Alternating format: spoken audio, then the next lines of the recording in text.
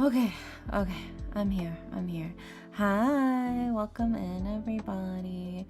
It took me a second trying to get fucking this fucking Shimeji app to work, so I had to manually open all that up and everything. But it's good now. It's working. It's running. And then the little fella, I just had to throw him around a little bit, you know, take out my anger, my frustrations. But hi, welcome in. How are you guys? Let's see, who took my first today? First was taken by Zelfar. Oh my goodness. Thank you so much, Zelfar, for taking my first today. It makes me very, very happy that you could be my first.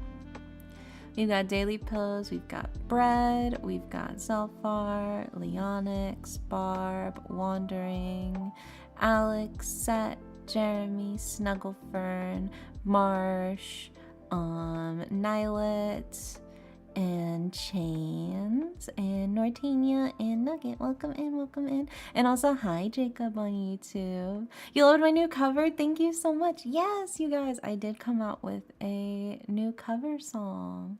And it's from Alien Stage. I don't know if you guys have seen Alien Stage or not, but I'm a big fan. I'm a big fan of Alien Stage. And I wanted to sing it because I like to sing when I do cover songs. I like to sing it in the original language. So I had to learn how to sing it in Korean, but I don't speak Korean. So I went up to my friend who does speak Korean. I'm like, I'm gonna record this and I'm gonna send you the lyrics and you're gonna tell me if I'm butchering the lyrics or not. And so she gave me some tips for like how to pronounce different things. She's like, yeah, so for this word and this word, you want to say it more like this and like this. So then I re-recorded it and I sent it to her and she's like, yeah, I think that's good enough. I was like, cool. So yeah, it was a wild time trying to record that cover, but I am proud of it. I'm very proud of it. And I'm glad that a lot of people liked it because I worked very hard on it. And I speedran the art for it too.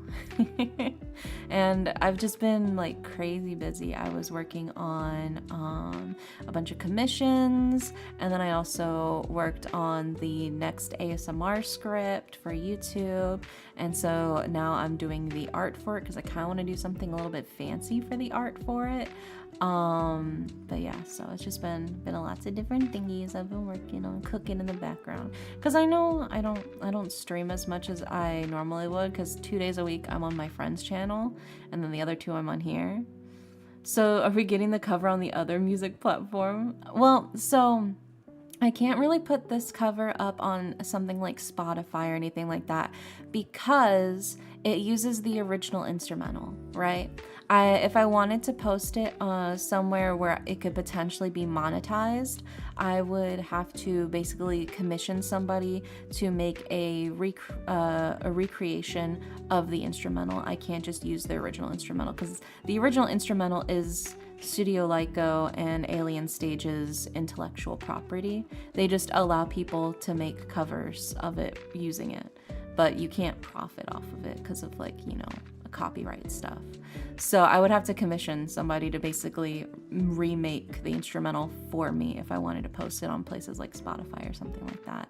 My original song was fine because it's original, right? Like I'm the one who has the copyright for that. But for things like cover songs, it's pretty much just for YouTube for non-monetized purposes. It's just for funsies, basically. But I would like to be able to do a cover song where I commission somebody to recreate the instrumental. That is on my list of things I want to do, because I'd love to be able to put like a proper fancy cover song up on Spotify or something like that. But for now, the only song on Spotify is my original. But yeah, welcome in. I hope y'all are all doing good. Hi, Mita, welcome in. But yeah, I made burger. It's been a jam-packed day, dude. I've been busy as hell. Oh my god, the Nuggie special. Let's go. Nuggie special and donate off the rest. I got you. Looks like everybody's getting Yu-Gi-Oh cards with their readings today. Say thank you, Nugget. Yeah. Okay, let's see who all is in the queue. The Nuggie special, yeah. So first up, we've got Zelfar, who wants a general reading.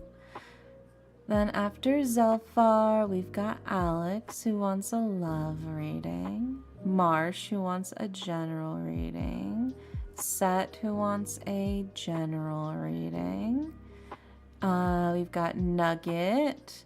We've got Chains for a life reading, so like a general reading. And we still got some slots open, it looks like. So if there's some of you in chat who want to snag a spot now, and then in like 2 hours I'll get to you, but you'll be able to have your spot in line confirmed. We still got a few slots. But yeah, I was so busy. I didn't even fucking grab my cards yet. Okay, let me grab my cards. I keep them on my desk, so it's fine. Okay.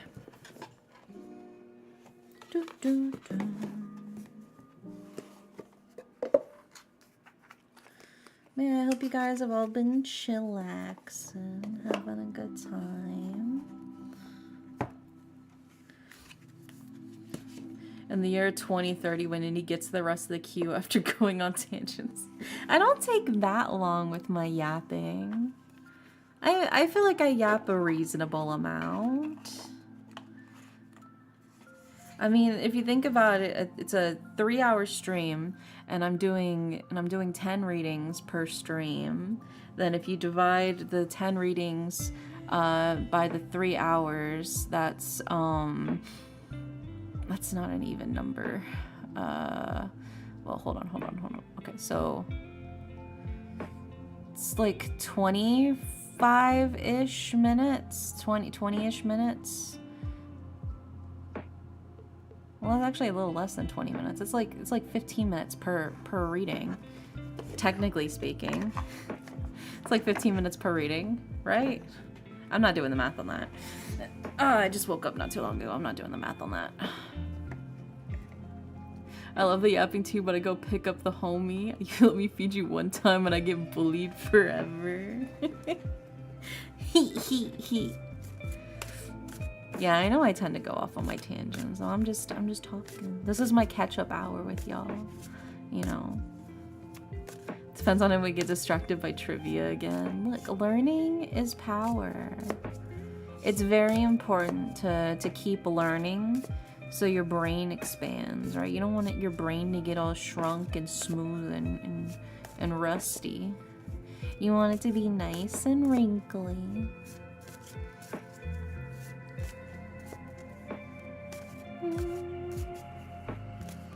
So let's see what we got for the first reading. Tomatoes. Ooh, I do love tomatoes. I don't like raw tomatoes, but oh well, unless it's in like pico de gallo. But I don't like raw tomatoes on my burger. Ew. No, I pick those fuckers off. I request them to not put tomato on my burger, but they always put tomato on my burger even though I tell them not to. So then I have to pluck it off and it's all slimy and it leaves its like fucking tomato slime all over my fucking burger. Gross. Yucky. I do like cooked tomatoes a lot though, and roasted tomatoes. Big fan of roasted tomatoes. Shout out to roasted tomatoes, my homies. What'd you do with them if they were diced? Well, yeah, that's why I said I do like pico de gallo. And pico de gallo is raw tomato. It's just diced up. And usually they leave out the squishy bit whenever they make the pico. They just use the firm part of the tomato whenever they make pico de gallo. Or at least my grandparents do when they make it. So they scoop out the squishy bit. How do you feel about tomato on a burger is how I feel about onions. Oh, I do like onions on my burger. But the trick is, if you're making burger with onions on it at home, the best way to get the best taste is to actually rinse your onions in cold water. It helps get rid of some of that excess like bite to it. It makes it a little bit more mellow and a lot easier to eat raw. So there you go. And I do like pickles. But I don't like sweet pickles. I'm not a fan of bread and butter pickles. I think pickles should be sour and refreshing. And also I want them to be crispy. I don't want a soft pickle. Nobody wants a soft pickle. Do any of you want soft pickles? Yeah, pickles should have a vinegary and dill flavored bite to them. That's how pickles should be. Yeah, I'm just not that crazy about sweet pickles. I've tried them, and they're not my personal favorite. But I know some people who fucking love those bread and butter pickles, or those like sweet gherkins. I think I could handle it if it's like next to something like coleslaw or like potato salad. I can kind of handle it. But normally I like my pickles to have bite to them. I like the crunchy ones. Yeah, that's why I like the baby pickles. I find the baby pickles are often a lot crunchier than like the really big ones. 'Cause you guys know what happened, like what happens whenever you like buy like those pickles at like your school for like $1. There's like the, you know, like the fundraisers or whatever, they set up a table and they got like those giant fucking jars of pickles and they sell you one pickle for like $1. You know? You guys know about that? Did you guys have that in your school? Where there'd always be like a pickle dealer at your school and they'd sell like those giant ass pickles and you bite into it and it's like squishy. Ugh. Worse. I want crunchy pickle.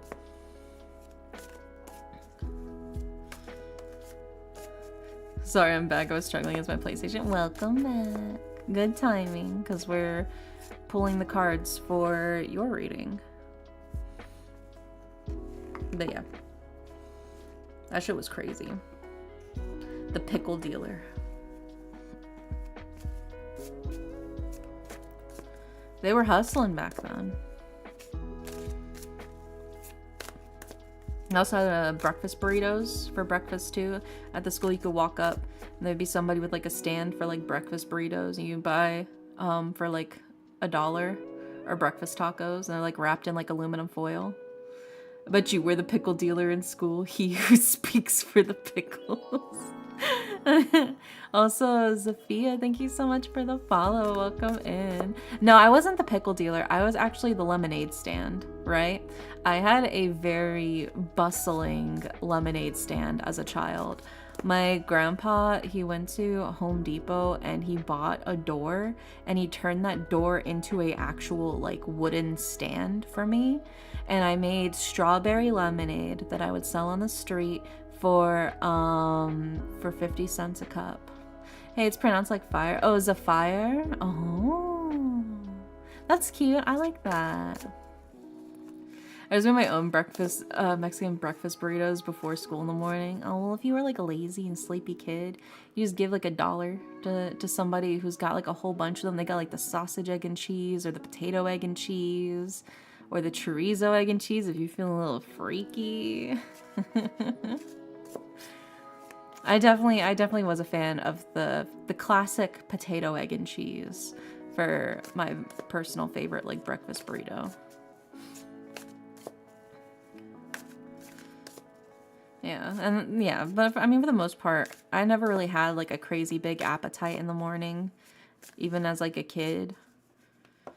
There would often be times, I mean, even now, where I wake up and if I had to be somewhere, I just feel nauseous. I don't want to eat anything when I wake up. It takes like at least an hour, maybe 2 hours for me to properly wake up and actually feel hungry.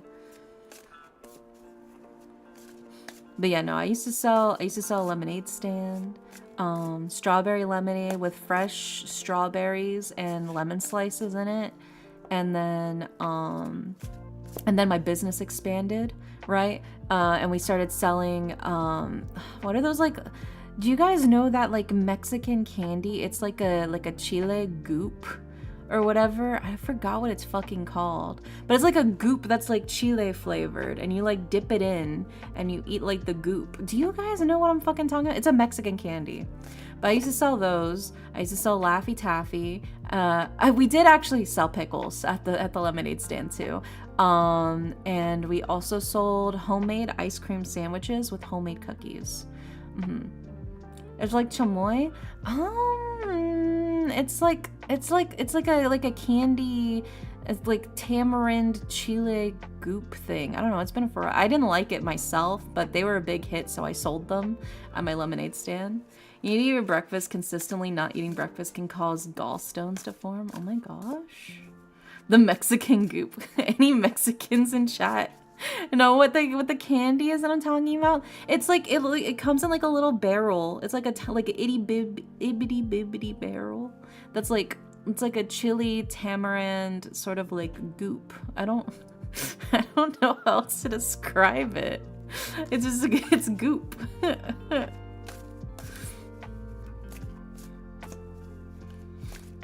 Yeah, it'd be that way sometimes.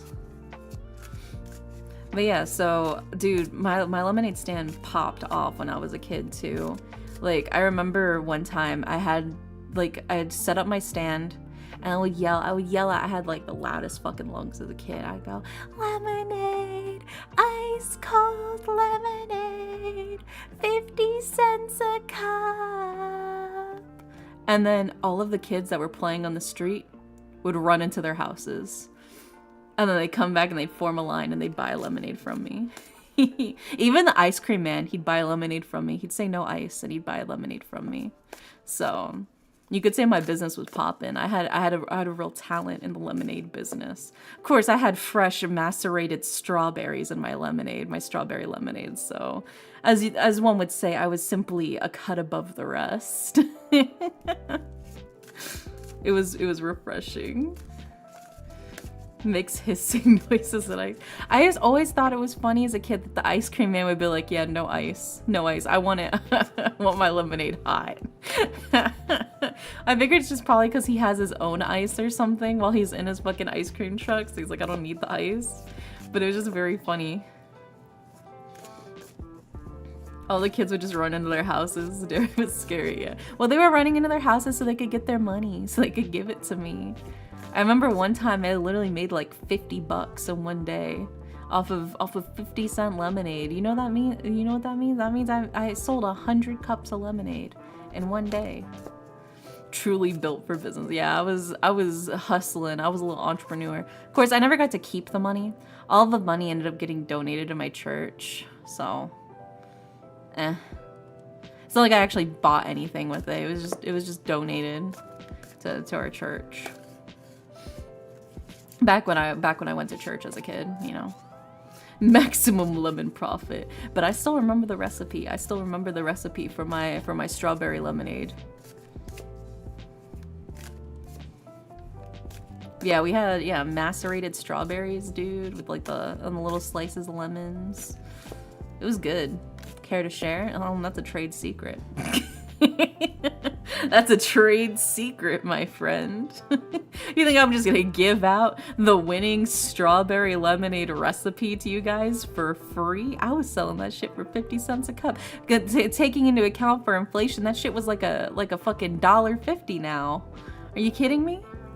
I'm not just giving up the recipe just like that.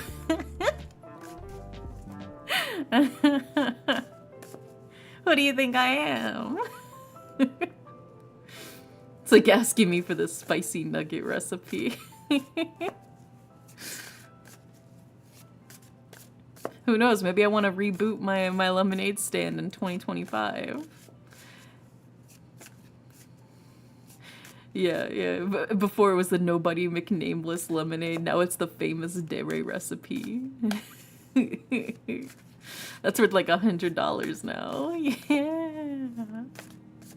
Exactly. I knew the real shit. I knew how to get it done. I knew how to get her done. Dairy, strawberry ice. I do like strawberry ice. I'm also a big fan of watermelon sherbet. I made it myself. Or watermelon sorbet. Yeah, I made a watermelon sorbet with like lime and mint. That was so good. I need to remake that. Especially now that it's summer and now that the watermelons are actually starting to come in. And now that they're starting to get in season, I definitely should.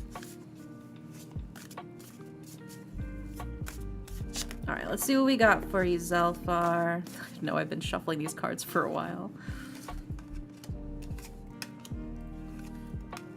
Ooh, okay, okay. Flip them all right side up. Let's grab your oracle card. Also, hi, Jenny. Welcome in. Miss you so much. Oh, I missed you too, Jenny.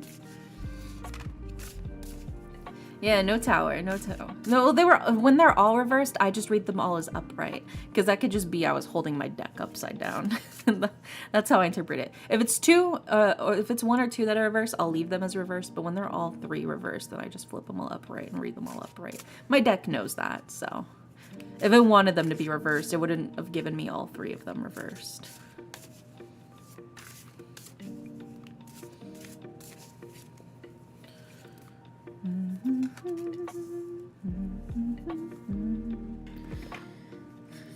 Okay, and then we gotta grab Yu-Gi-Oh card.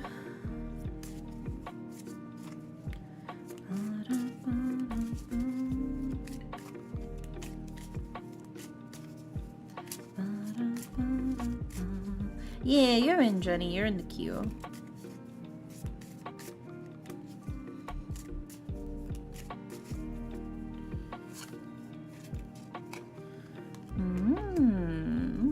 Okay. I'll give a sub if I could for the extra card. Yeah, don't worry. You're getting the extra card anyways, because Nugget paid for the Yu-Gi-Oh cards. So when Nugget pays for everybody's Yu-Gi-Oh cards, I just give you guys all the Oracle card anyways for free, even if you're not subbed. So just to make it a full set. Okay. Let's put these puppies up on the screen. You're getting your streak. Oh my gosh. You were streaking? Dun, dun, dun. Dun, dun, dun, dun, dun. Yeah, Nuggy's a little force in nature. And then... There we go. The Nizo Tamarika. Let me see. Let me Google.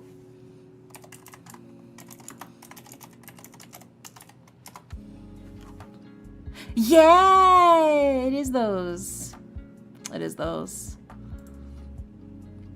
Yeah, that's what it is. That's exactly what it is. You fucking got it. You got it. Oh my god, were you looking it up this whole time, Nylit? That's so sweet of you. Yeah, it was those things. See, but you see what I'm talking about? You see what I'm talking about? It's like the chili tamarind goop. See, it's goop in a little barrel that you scoop out. Was I wrong in my description? That's exactly what it is.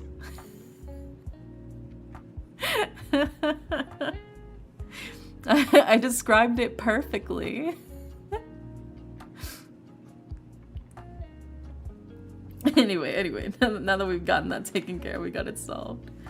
Chili tamarind sounds like a country western singer. Could be. It could be. It absolutely could be. But I will say, I've just never been a big fan of tamarind, just as a flavor. Like, I know tamarind is like a really, really popular, like, Mexican candy flavor. I just never liked tamarind, even as a kid. I've eaten it, but I just don't like it as a candy. I like it, like, when it's mixed into, like, the sauces and stuff, because, like, a lot of Indian cooking also uses tamarind, like, tamarind paste to flavor things. But it's normally not, like, the predominant flavor. It's more of, like, a background flavor to add, like, a little zhuzh to the soup flavor. And I like that, but I don't like tamarind candy. I've tried so much to try to get into tamarind, and tamarind candy is just, it's not my thing. It's not my thing.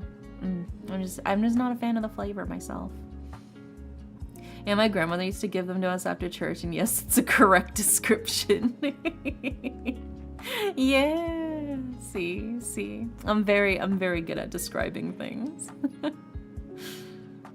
Okay. So we've got all of the cards for you, Zelfar, for your general reading.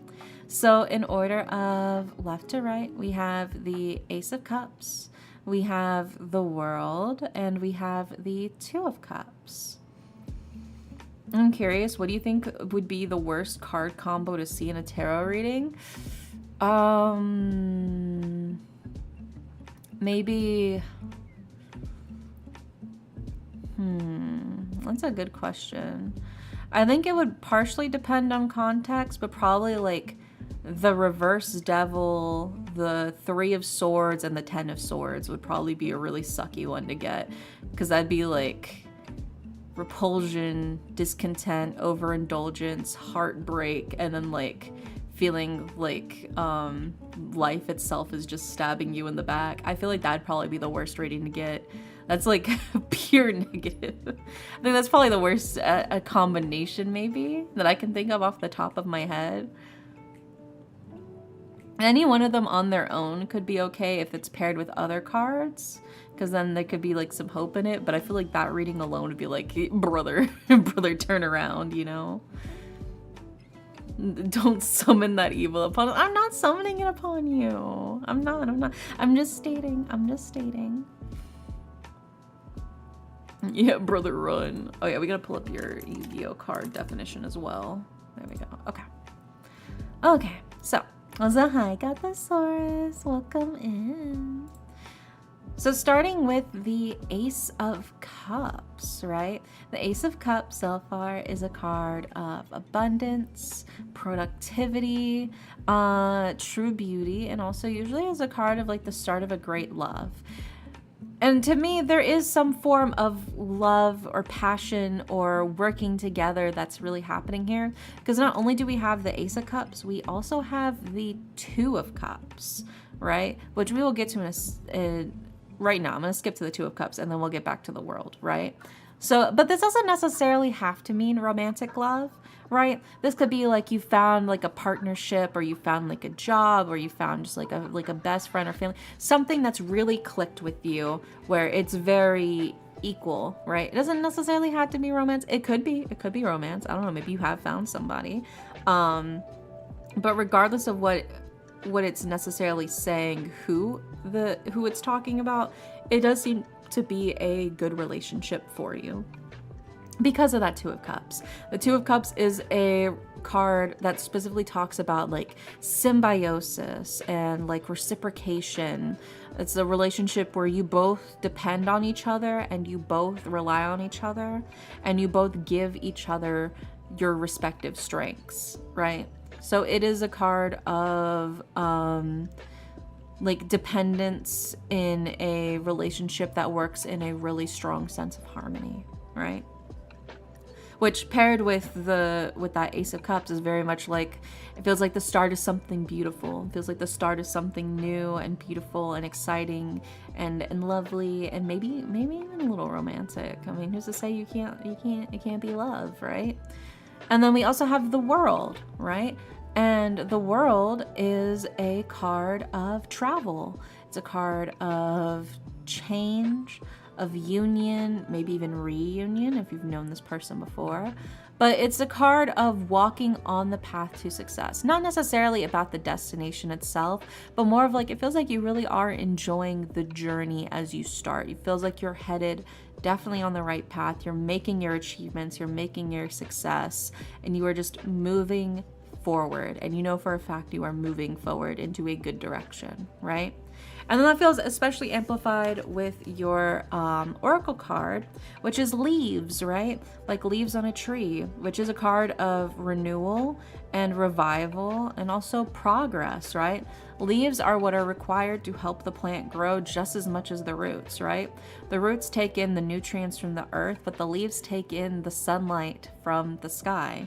Both are necessary in order to help the plant grow and to progress.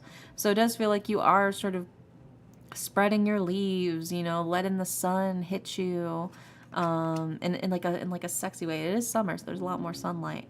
But it does feel like you're finally starting to get yourself out there. You feel the sunshine on your face, you're feeling the warmth, the light, you feel like you're moving forward, you feel like you're growing. Overall, this is like a super, super positive, really excited, very happy reading, honestly. And even the Yu-Gi-Oh card, you got Change of Heart, right? Which is target one monster your opponent controls and take control of it until the end phase. To me, in this context, it feels like you are sort of taking the initiative in controlling things that maybe otherwise you wouldn't have necessarily had that control over before, right? You are taking the initiative to show that you have more influence and more sway on the world around you than maybe you initially realized. And it feels like that's starting to take hold. So even things that you initially thought were out of your reach, it feels like they are starting to come into reach for you.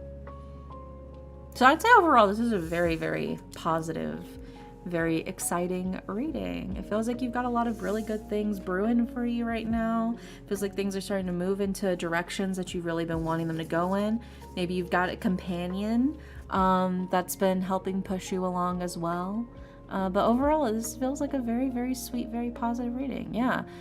Overall, continue the path you're taking. I would say absolutely. Yeah, absolutely. It feels like you are really in a good place for yourself right now. And you just got to keep moving, doing the same thing you're doing right now. Just keep doing it.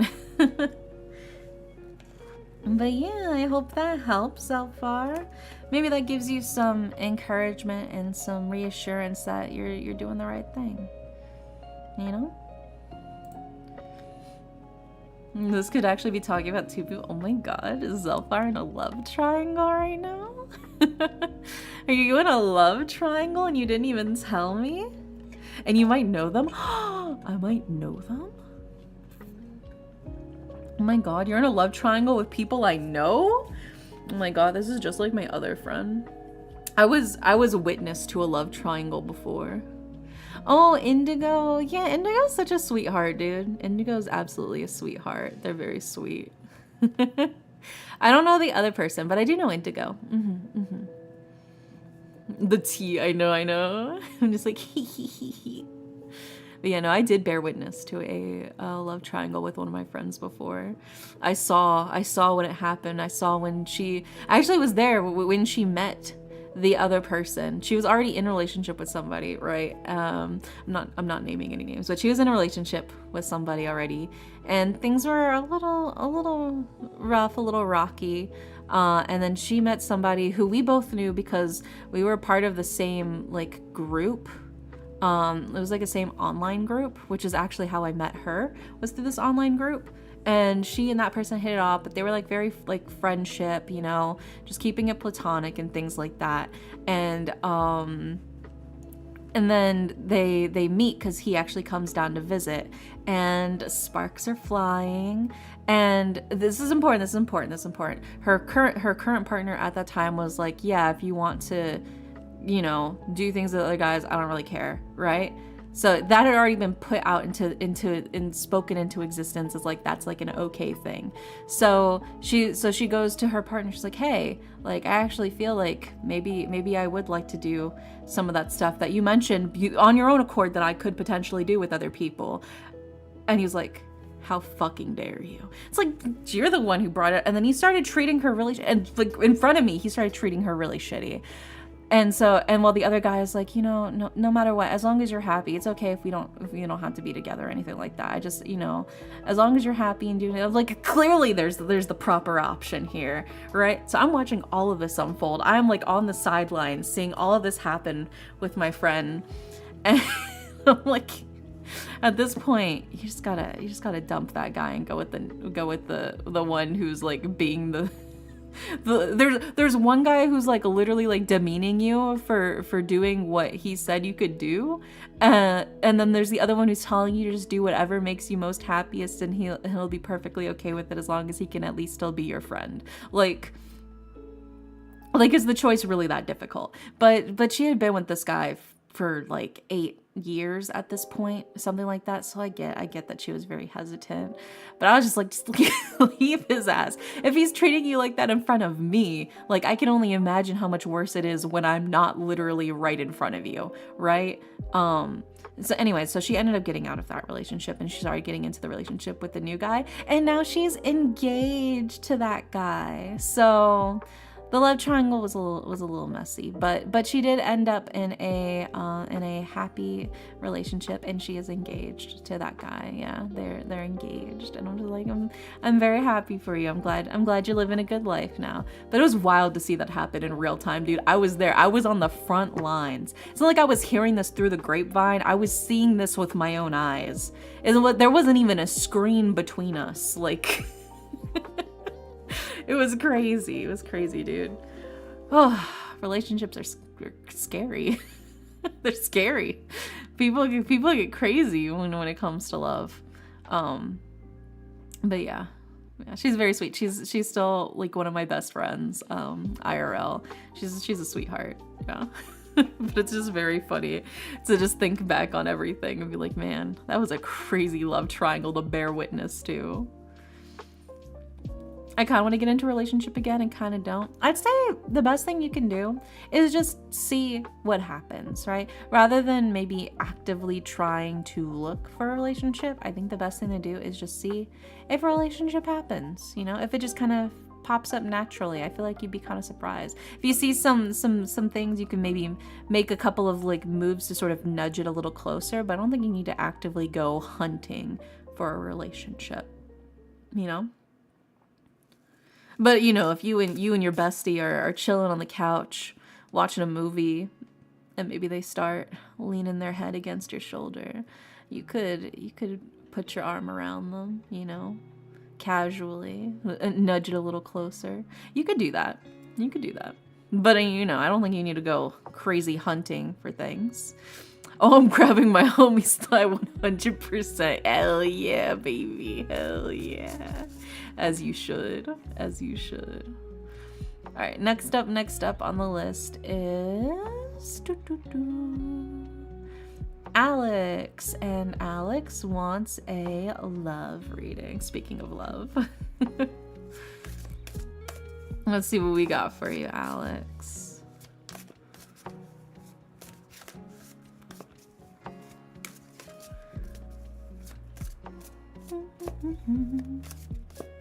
Indie, question, answer.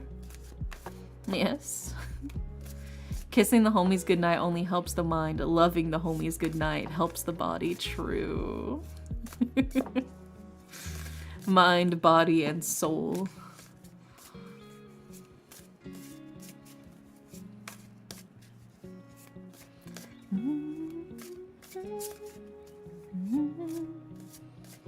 Also, thank you for the cue, Leonix. Typing it out for everybody. Pick one. Black Rose Dragon or Stardust Dragon? Stardust Dragon. It sounds prettier. I like Stardust. Black Rose Dragon probably smells really nice, though.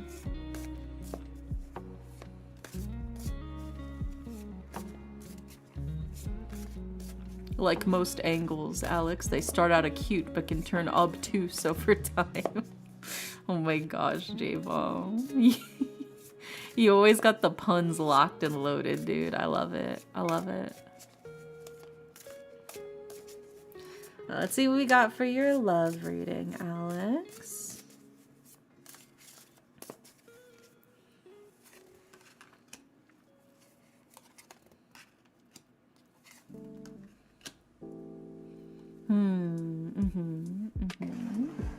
And then let's grab your oracle card.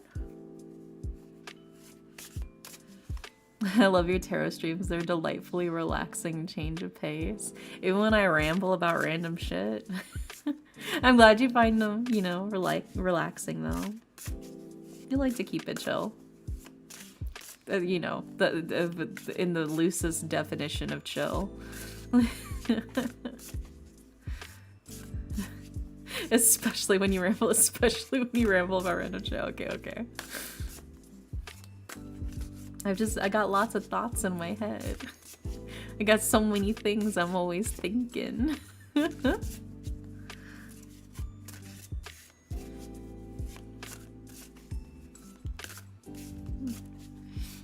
Indigo. Brrr. Yeah, it's true. Oh man, but speaking of burr, dude, I made burgers earlier. And I learned my lesson because the last time I made burgers was like, well, like 2 weeks ago. I made like burgers. And so I made burgers again today. But last time when I made them, I hadn't made burgers in probably at least a year. So I was a little rusty and I hadn't cooked with ground beef in a while just because ground beef in this economy? Are you kidding me? But my roommate happened to score some ground beef for free. So we got some ground beef that way, which is why I was able to cook them. I forgot how much ground beef shrinks when you cook it, dude. So I was making the patties. And I was like, yeah, these look like good sized patties. And I made them like a little bit bigger because I remembered that beef does shrink. But I forgot how much beef shrinks when you cook it. And so they went from like normal size looking patties to like fucking tiny ass looking burger sliders the first time I made them. Like 2 weeks ago, they were tiny ass fucking patties. I did not make that mistake this time. I made them nice and big, like way bigger than I thought, and then I cooked them and they turned out to be the exact perfect size when I cooked them today. I was very proud of myself. It's learning, it's growth, it's evolution. I've become stronger. And he likes his burger plain, but I made mine into a fancy little cheeseburger. So I put like some sliced American cheese because everybody knows American cheese is the best cheese to put on a cheeseburger.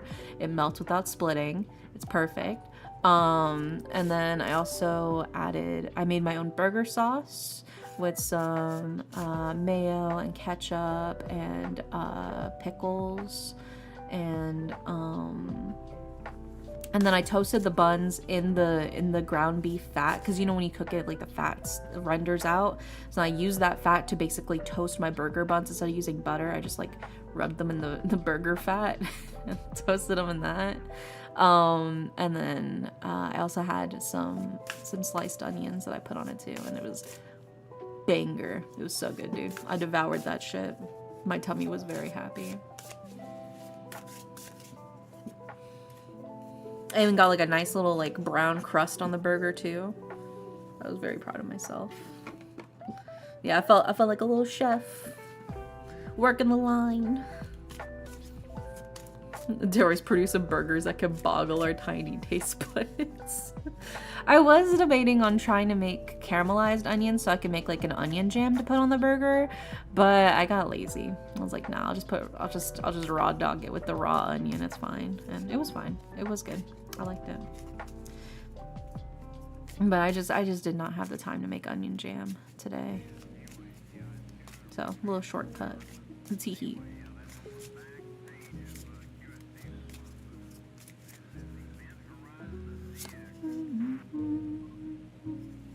Okay. We've got all of the cards for you, Alex, for your love reading. So let's see what we got here.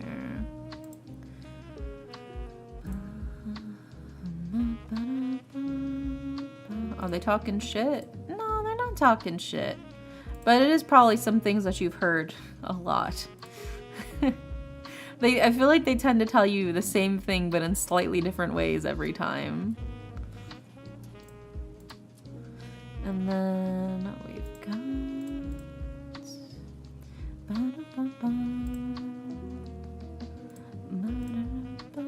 Alright, so we've got all of the cards for you, Alex, for your love reading.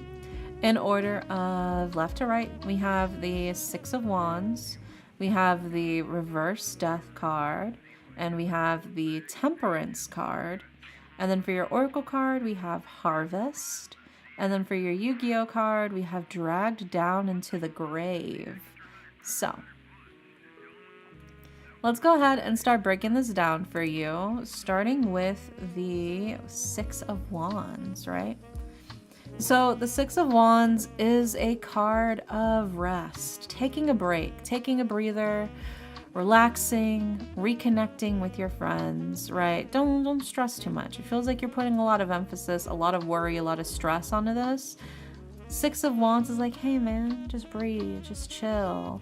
Why don't you go play some video games with your friends? You know, why don't you go Fortnite duos with your homies, and score some dubs, and you know, just take a break. You know, that's what the Six of Wands is saying, right? Saying, why don't you go hang out with your friends and play some Fortnite? You know, just chill vibe.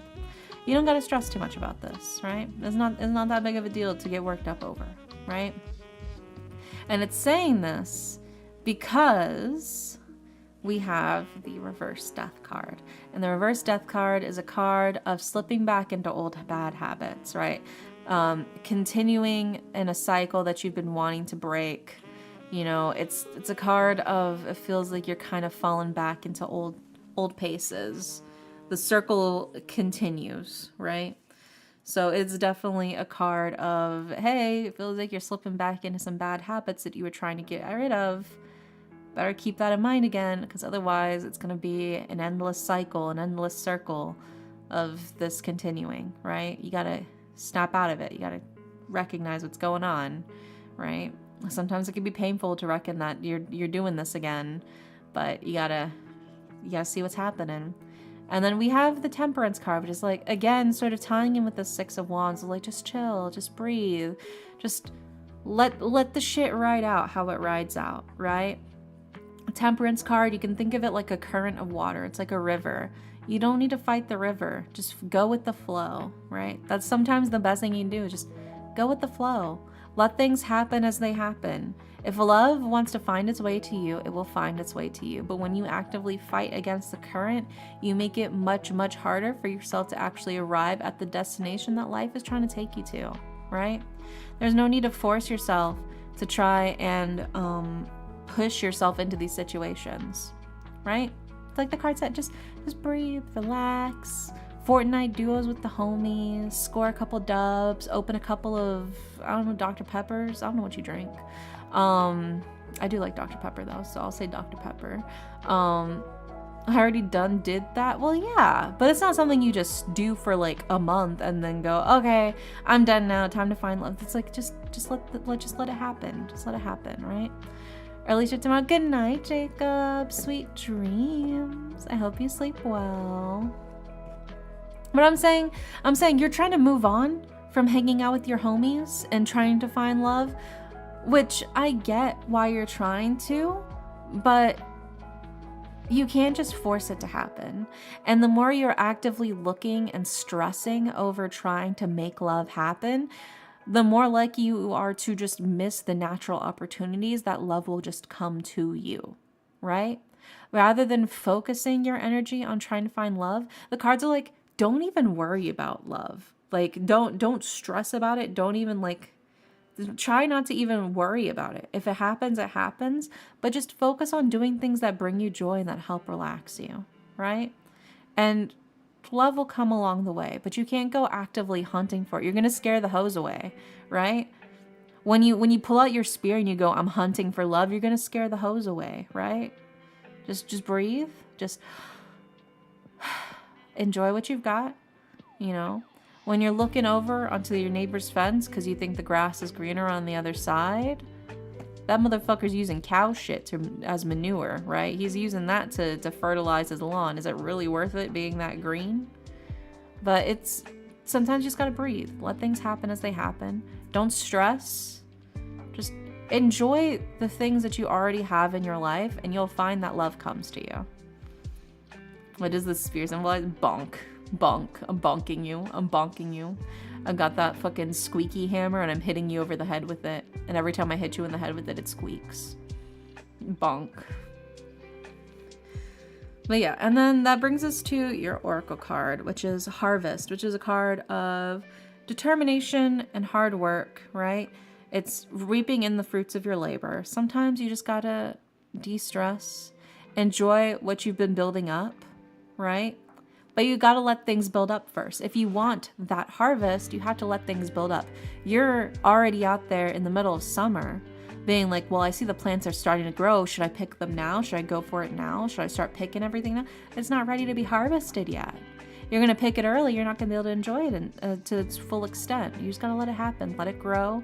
See what happens, what comes up into your garden, and then you can harvest it later, right? You got plenty of time. You're not at your harvesting season yet. And then for your Yu-Gi-Oh card, we have Drag Down into the Grave. Both players reveal their hands. Each chooses one card from their opponent's hand. Then you discard the chosen cards from both players' hands. And then both players draw one card. So, sometimes you just gotta, reveal your hand. Show what you've got going on. Show that you're just trying to have a good time. You're just trying to live your life. And then you just gotta move on, right? You're throwing away your hand. Yeah, you're discarding those cards and you're just picking a new one. You gotta move for it. So wait till August or spring. The whole issue, Alex, is that you're so fixated on a specific timeline. I get that you want to find love. Absolutely, I 100% understand it. But trying almost obsessively to find love is not the right direction to go in, right? I think you got to get comfortable with just loving being yourself and being single, right? Love who you are as a single person. Also, Occult Tea, thank you so much for the follow. Welcome in. But I think that's the thing, is you're so eager to find love that it feels like you are throwing away the wonderful things you already have now as a single individual, right? Like, of course you want to find love, of course you want to have a companion, but also you should be comfortable being alone with yourself. Like, in terms of, if you don't want to be with you, how is somebody else going to want to be with you, right? Yeah, there's a lot of freedom in being alone. There's a lot of things that comes with the unrestriction of just having yourself and having, your money and things like that. I think you should revel in and enjoy those things a little bit more for yourself rather than this very needle-focused pursuit of trying to find love. Let love come to you when it comes to you, but for now, I think you just gotta focus on what brings you joy as you are right now, right? Otherwise, you're gonna lose sight of everything. Also, hi, Phantom Punk. Welcome in. If it's cool, may I have a reading? We're currently going through the queue right now. The queue's being done through Twitch. But as we go through, sometimes people tend to disappear, and then we'll raffle off those slots for the people that disappeared to everybody in chat. So it's possible towards the end of stream that you will be able to yank a slot. But currently, we are just going through the current queue at the moment, Phantom Punk. Yeah. But yeah, Alex, I hope that helps. Sometimes the best thing to do when you want something is, you gotta think of it like a cat, right? If you want a cat to come to you, you can't go running up to the cat and trying to grab it because you're gonna freak the cat out and the cat's gonna run away, right? If you want love to come to you, you gotta kind of just mind your own business and let the cat go, oh, okay, well, I'm kind of curious, let me come to you, right? I don't like cats anymore. Well, that's a you issue, dude. I love cats. I love kitties. Not since one scratched my eye. Well, that's what I'm saying though, is if you rush up to approach and to grab a cat, right? If you rush up to try and force the cat to do things on your terms, the cat's gonna freak out, the cat's gonna scratch you, the cat's gonna hiss at you, the cat's gonna run away. I'm not saying that's what happened, I'm saying this is a very common thing, right?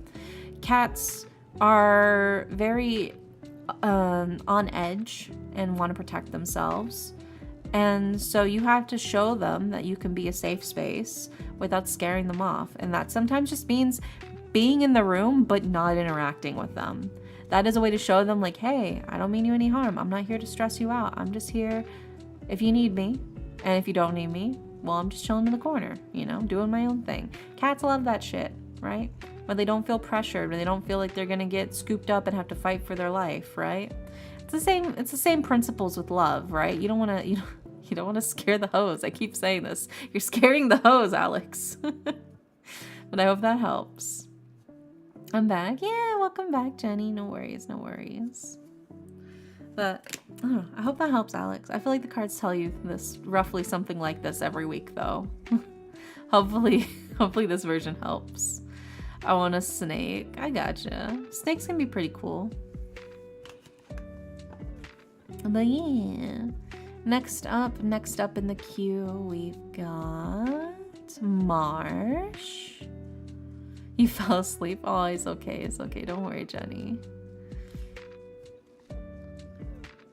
Was a hi, Marsh. There you are. And Marsh wants a general reading. Okay. Oh my gosh, summoning another little fella to join the ranks. How do we get so many of these motherfuckers? When were you summoning these? I mainly want a rattlesnake. Why do you want a rattlesnake, dude? I don't think you should own any poisonous snakes. Brother, you gotta be careful.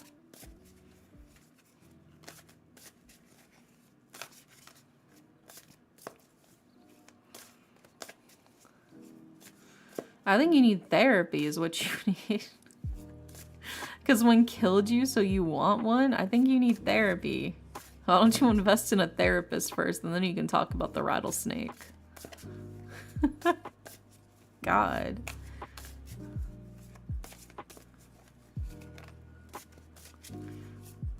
Let's see what we got for March for your general reading.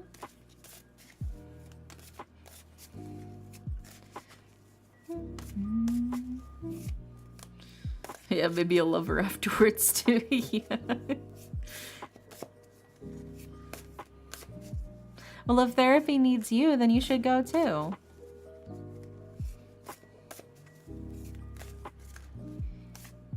So thanks for grabbing your daily pillow, Johnny.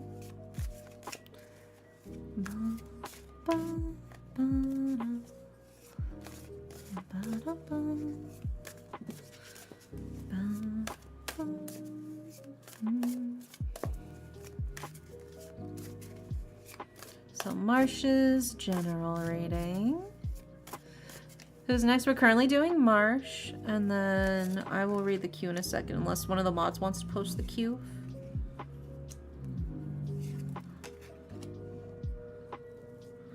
There we go. So we're doing Marsh right now. Then after Marsh is Set. Then after Set is Nugget. Then after Nugget is Chains.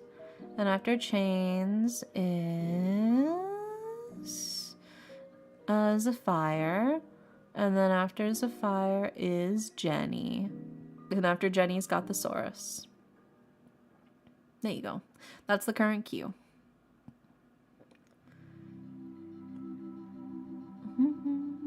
So if you need if you want to come back in like an hour, we'll probably get to you by then.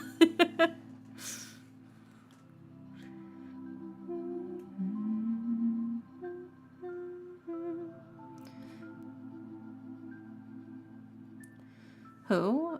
Jenny? I was talking to Jenny. Let's grab the Oracle card for Marsh.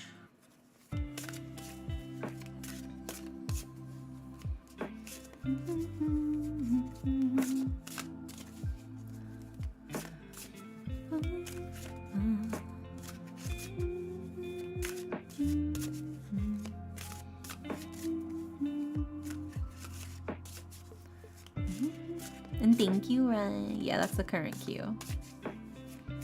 I appreciate you, Ryan.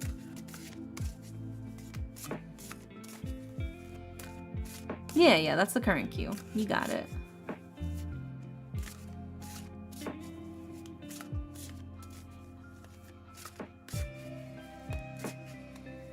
Though we do also have Gothosaurus after Jenny. Yeah. Though I think Gothosaurus was after that queue list was posted.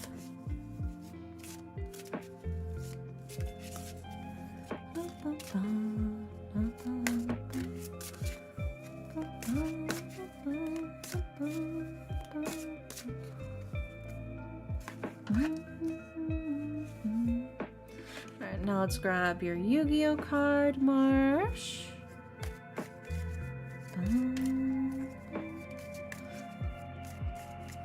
Yeah, perfect.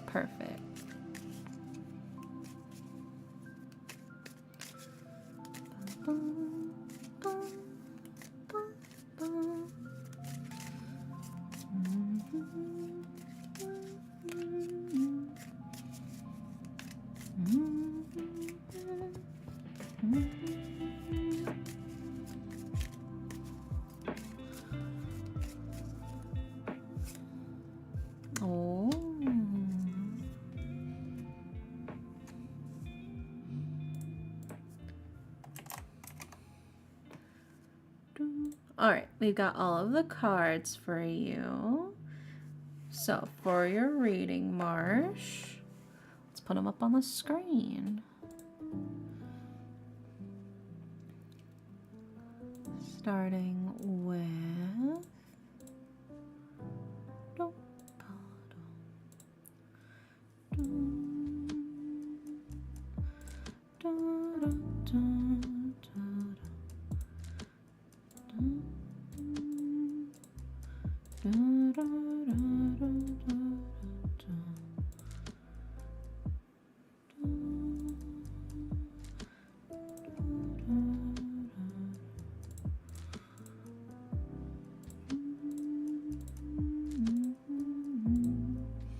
okay, you've got all the cards for you.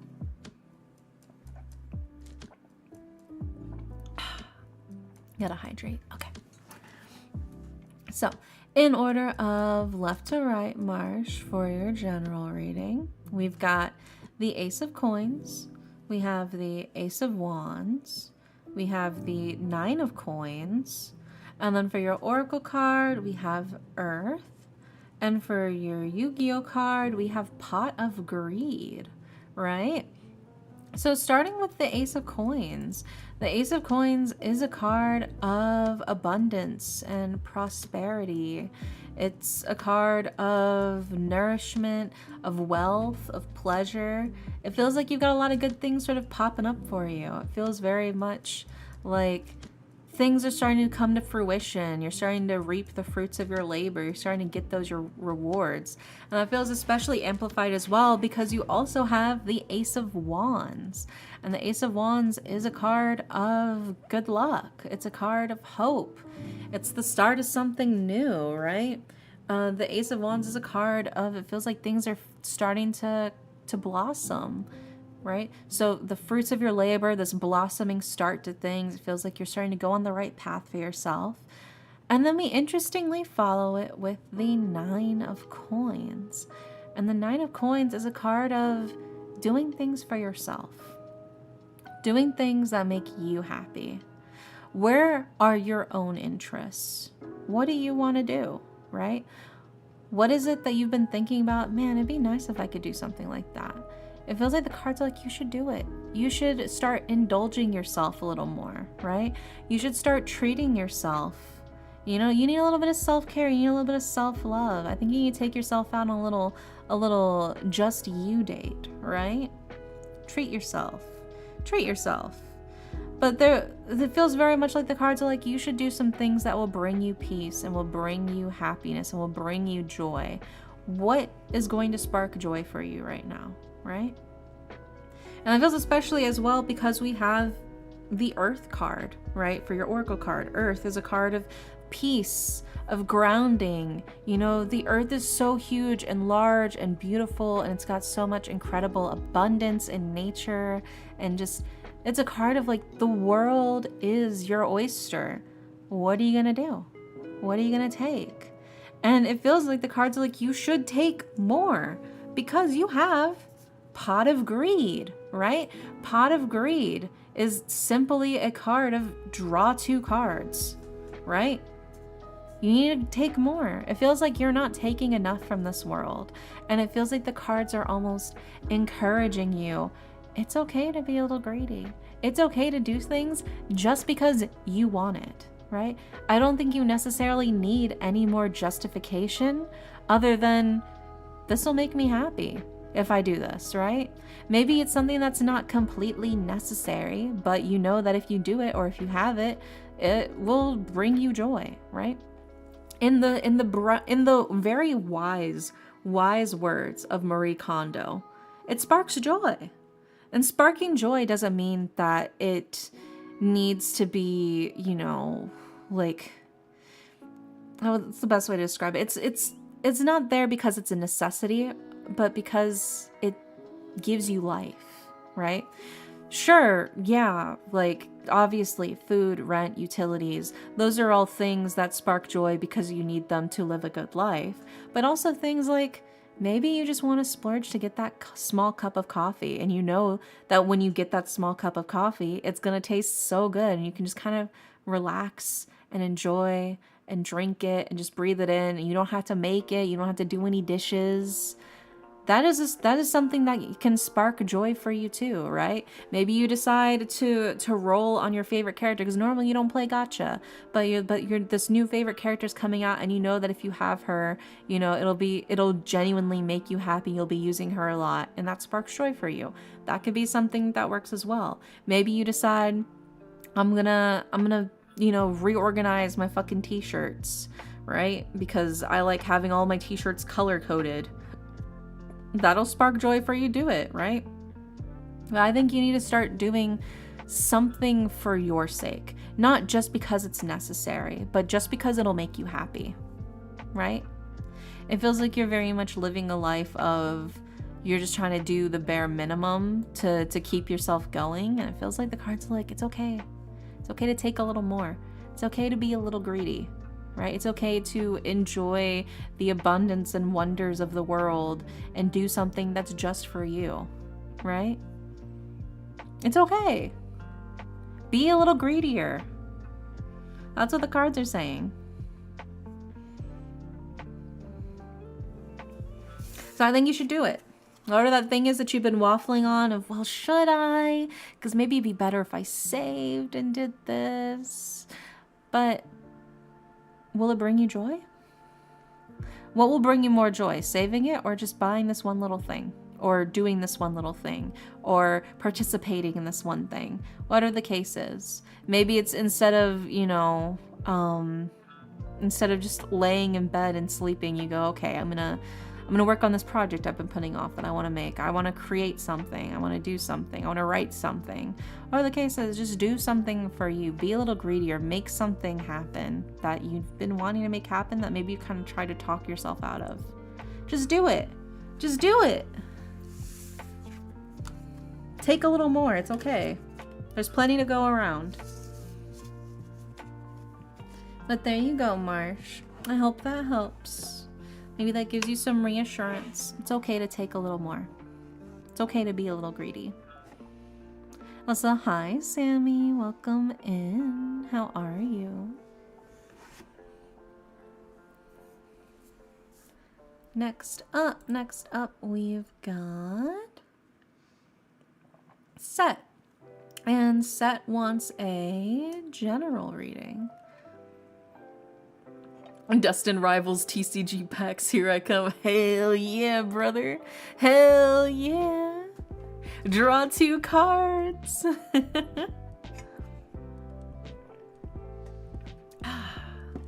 Very refreshing. Okay. Set is still here, right? Set Starlight. No? Okay. Well, I guess if Set's not here, we'll have to give away his reading. Alright, and then Set wanted a general reading.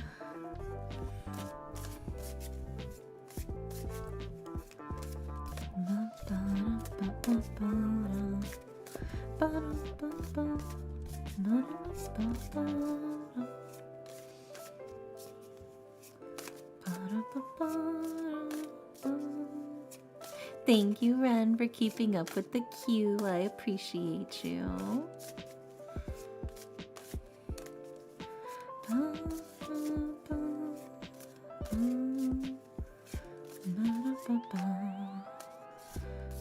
Also, hi Priya. We're currently working through the queue right now, but if we have any available slots after we clear up the queue, you're more than welcome to try and snag one.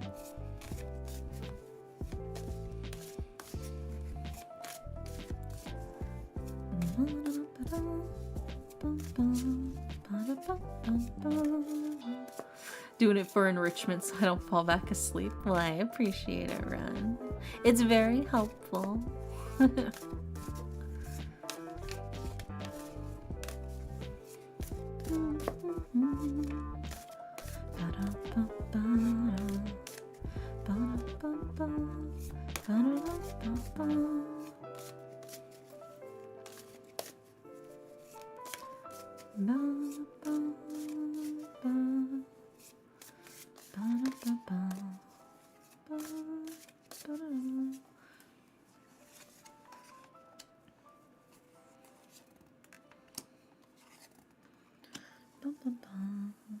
All right, we've got these. Let's grab your oracle card.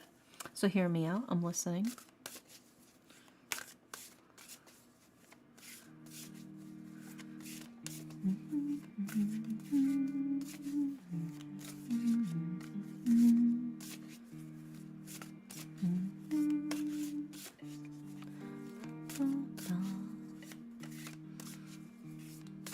I have both of them in shiny rarity. Oh, whoa. What? You have one in shiny rarity. Pokemon?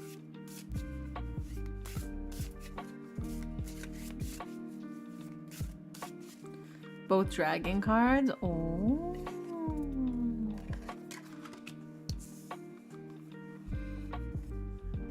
Let's grab your Yu-Gi-Oh card set. Yu-Gi-Oh dragons. Ooh. Dragons.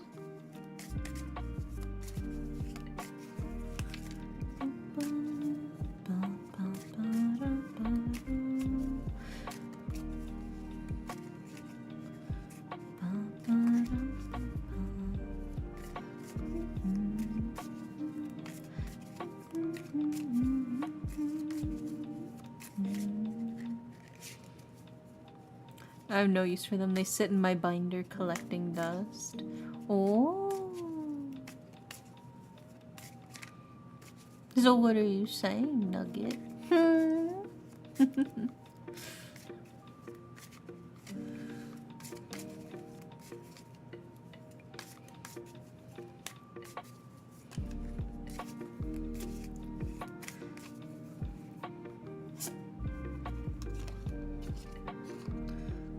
Oh, okay. I got all of the cards for you set. So let's put them up on the screen. Also, hi, electrifying. Oh, we still had a slot open? I didn't even realize we still had slots. That's crazy. Look at that. So lucky.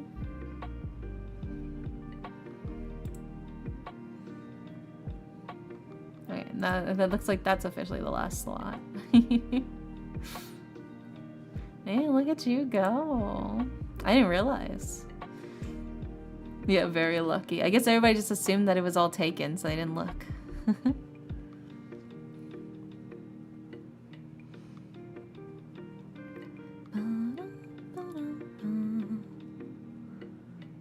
Nice. Okay, let's see what we got here. We've got the...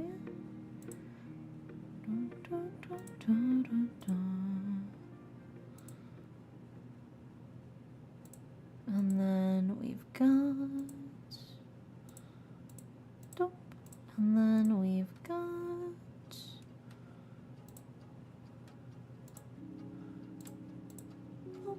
There we go. All right. We've got all of the cards for you set for your general reading.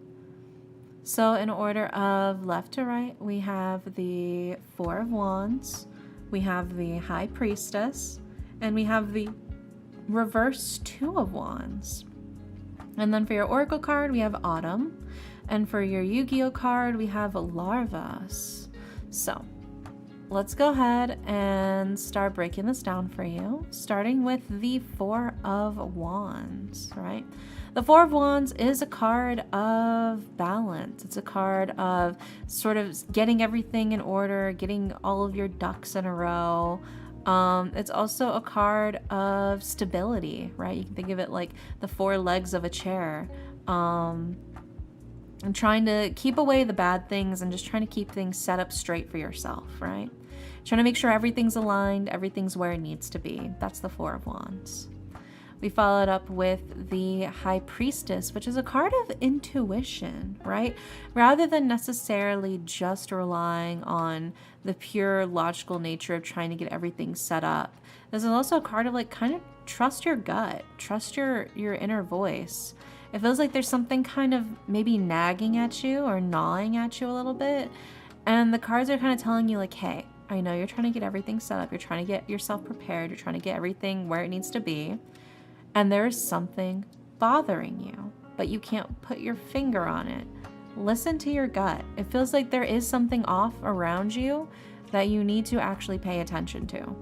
Maybe it's not blatantly open and like clearly obvious, but it's clearly getting to you. And so the High Priestess card's like a hey, sometimes it's good to listen to your gut feeling, right? Rather than trying to rationalize it away, why not just look into it a little bit more? And that feels especially so because we have the reverse Two of Wands, right? And the reverse Two of Wands is something good has kind of overstayed its welcome, right? It's this feeling of something that was initially good and useful and helpful has kind of taken over in a way that's kind of choking out everything else, right? You can think of it in the sense of, you can see the snapdragon here, the snapdragon flower. Snapdragon flower, beautiful, looks great, is just absolutely stunning flower, but it will very easily overtake a garden and completely choke out all of the other flowers in your garden if you do not pay careful attention to it, right? So as much as snapdragon is beautiful and can be really useful in gardening, if left unchecked, if left unattended, it can take over and destroy the other things for itself, you know? And I think that's sort of a key thing here is something is clearly bothering you. Something that maybe you don't really fully recognize or realize, but it was something that was good before and you're like, is it still good? The cards are saying it's not. It's done its purpose, but it's time to maybe cut things off at the source. It's time to balance things out. It's time to get things in order and to get things in check again, because you can kind of feel for yourself that the balance is shifting, right? And that feels especially sort of doubled down again because we have the Autumn card for your Oracle card, which is, again, a card of bounty. It's also a card of balance, right? Now's the time when a lot of things are starting to come to fruition. A lot of things are trying to grow. A lot of things are just about ready for harvest. Now is the time to be vigilant because soon, you know, things will get colder, right? In terms of like, in this analogy for autumn, things will get colder soon. You want to get things before the first like frost starts coming in, that sort of stuff. So you really have to keep an eye on things, I think, in order to realize what's not helpful to you anymore, right? And then we have your Yu-Gi-Oh card, Larvas. A fast-moving bird-like creature that strangles opposing monsters with its long, thin arms. Like I said, it really does feel like there is something that is choking out the other things in your life. Maybe initially it was doing good because it was protecting you. It was keeping you safe before. It was helping you do what you needed to do at the time. But you're in a different place now. You don't need this anymore. And maybe you feel begrudgingly like you don't want to let go because it's been with you for so long and it has been so helpful before. But if you leave it alone and you let it fester, it is going to destroy everything else around you, right? You have to cut it free, right? You gotta be careful and see what you've got going on right now. It feels like maybe you already know what this is. And the cards are like, just trust your gut. Sometimes you just gotta cut it free. It's served its purpose. Now let it go. Right? Otherwise, you're gonna lose what you have now. Oh my gosh, this is annoying. I got a message from a random person about how they reported my Steam account. Oh yeah, dude, those are fucking bots. Those people will be like, oh, I accidentally reported your Discord / Twitter / fucking Steam account to Steam and told them that you were committing massive fraud or whatever, and you gotta message this person who is totally fucking the IT person. You gotta email them your account information so they know it's a fake. It's a fake. They'll never do that. They'll never do that. You never need to email them your fucking account information, okay? That is blatant scam. If it's the real source, they'll already have your information. They don't need you to send it. Yeah, don't interact with them, just ignore them. Yeah. Just friendly reminder for you guys in case somebody tries to do that. I accidentally reported your Discord account or accidentally reported your Steam account or whatever account to the admins, and they said that they're going to deactivate your account unless you email them and talk to them, and they'll be like, and so if you email them, like, oh, I need you to send me your information so I can confirm it's you or whatever. They're just getting your login info. They're just stealing your login info so that they can steal your account. Don't do it. Don't do it. Just be safe. Be safe. Ignore them and report them. Blatant scams. Yeah, if I wasn't there, my girlfriend, she would have given her info. Yeah, you gotta be careful. They do get you, especially if they try to claim that it's urgent. They go, you need to respond ASAP or they're gonna delete your account. That's to force you into a sense of, oh no, what am I gonna do? Oh God, they're gonna disable my account. What am I gonna do? That's purely a psychological thing to try to get you worked up so you don't think too hard about how fucking weird it is, right? Don't fall for it. Yeah, they all say that. Just be careful. Don't fall for those scams, you guys. Okay, next up after set is Nugget. And Nugget says, what do the cards gotta say to me? Let me sip more of my water.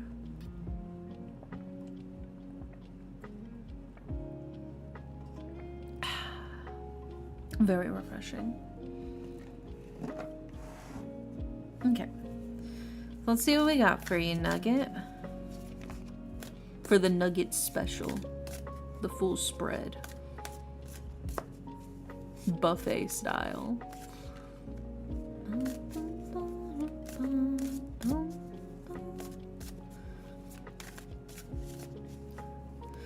Once I was selling a $500 what? Selling a $500 CSGO knife skin and scammed them. I'm like, boy, I don't even play that game. Yeah, that's fucking weird. Yeah, weird one I found twice recently is two separate people starting with a gif and a hi, how are you? And then word for word, I was looking for some help, that's why bother ya. And then proceed to not tell me what they want. Yeah. Or the ones who are like the GFX bots were like, hi, will you commission me?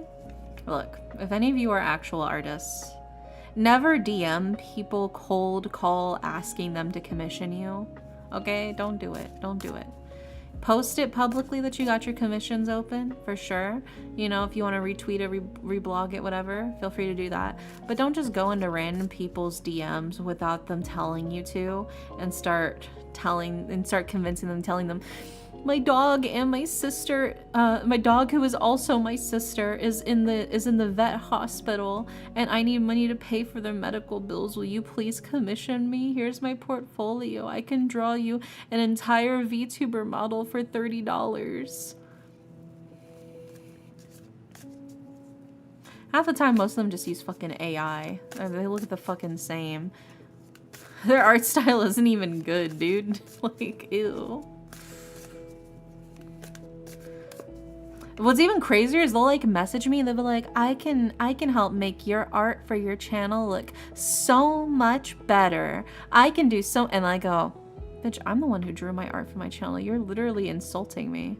Like, you're not just insulting the artist who made my stuff. I'm the one who made my stuff. Bitch, you're insulting me. You're insulting the person you're trying to make a customer. Like, what are you doing?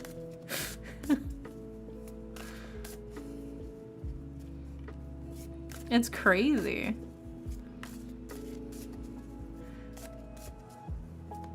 I can make you a banner that's so much better. I can make your profile look so much better than it looks like now. But I drew that. What are you saying about my art?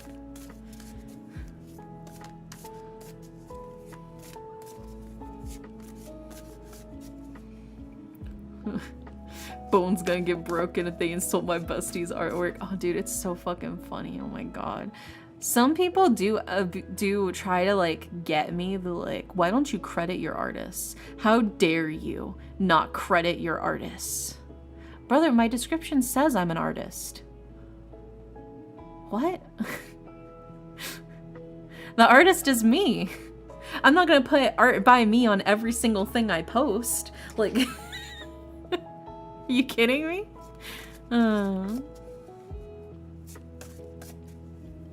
Brandis is the cast iron with malicious intent. Somebody did try to like almost catch me in a gotcha. They're like, Why don't you ever credit who made your model, who made your VTuber model? That's kind of important. Why are you trying to hide the artist who made your VTuber model? Brother, I did. I made my model. Well, what about who? I rigged it. That's why it looks like shit. I rigged it. That's why it doesn't look that good. What are you talking about? I was just so confused. I was like, what are you talking about? Why don't I credit my artist? I'm the one who made it. Like, what? It was weird.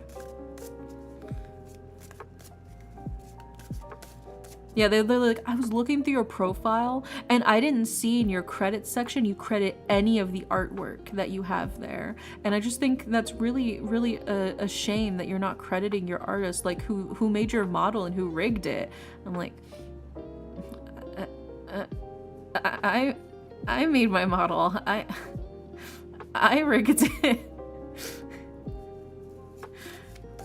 Who made your icon? Me. Who did your banner? Me. Who did your overlay? Me.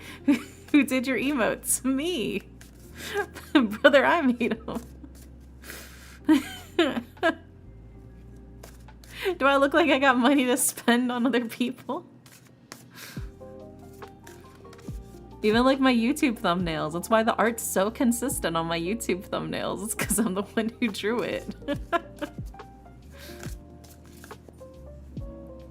Hey, I'll do credit. I have no idea how any of that works. I mean, it's not that crazy. It's not that crazy. So basically, you draw the art and you separate all of the individual pieces into layers. So like the eyes, for instance, it would be like the eye white. It'd be the eye shadow on the eye white. It'd be like the iris, like, you know, the part that's moving.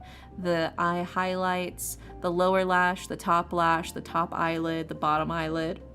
All of those parts. And then you put it into Live 2D and you set up the parameters so it knows where to move and how to move. So then whenever you're tracking with your camera, it registers. Yeah, that's just how it works. That's the simple version of it. Also, welcome back, Leonix. What I miss? Nothing really. Yeah, we're just talking about like VTuber models, art and rigging, stuff like that. Also, hi Vivi. That would be so much pain because I use like so many layers when I draw. Well, you have to merge them into a certain way, right? Because I also use a lot of layers when I draw too. But you have to merge them whenever you're like setting them out into like a PSD file to put into the Live 2D program. Yeah. Also, hi Twin Fin. Yeah, get nice and snuggly. Yeah, so the average VTuber model can be anywhere from like 60 layers minimum to around like 200 layers. Sometimes even more depending on if they really break it up to make it like extra complex. But I mean, I saved myself a lot of time and effort with my model because I didn't even draw the lower half. Like, this is all I drew for my model. You guys don't ever see this part of my body. I feel a little exposed. You don't even ever see my legs on my model anyway, so I was like, I'm not gonna bother drawing them, which saved me a lot of effort as well. Your legs. Yeah, it always trips people up, I think, when they see I don't have any legs. It'd be like that sometimes. No toes, yeah. My new model will have toes though.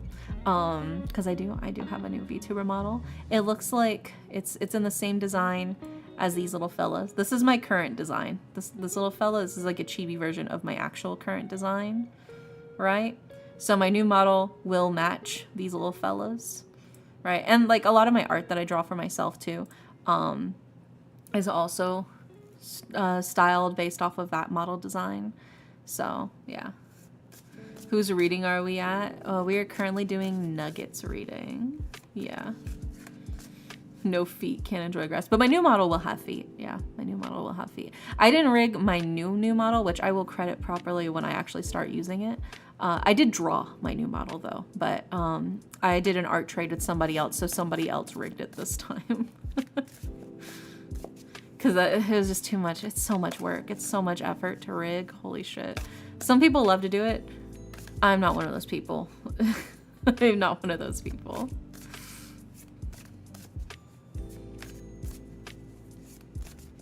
Alright, let's see what we got for Nugget.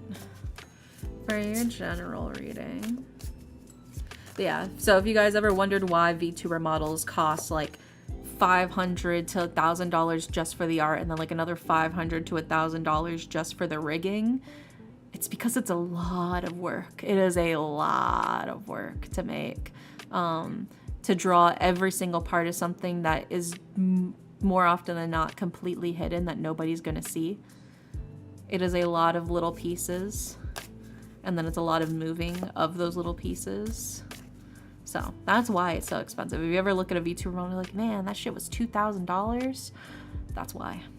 That's why. It's because it is legitimately a lot of small details and a lot of work. It's almost 12. I should get lunch. Yeah, I should get some lunch. Yeah, I'm trying to learn how to make animated illustrations using Live 2D. It's cool. Yeah, it can be a lot of fun, but it also can be, I think, a little bit intimidating at first, too. But just the more you do something, the easier it gets. I've been trying to learn how to use After Effects to do some, like, simple animation stuff. That's the thing I've been doing.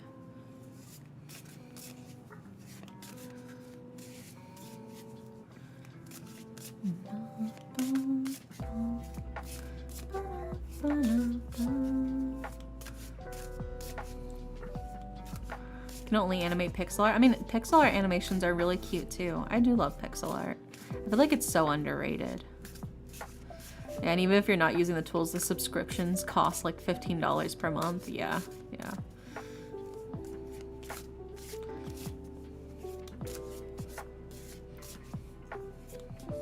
Yeah, pixel art's such a cute medium to use.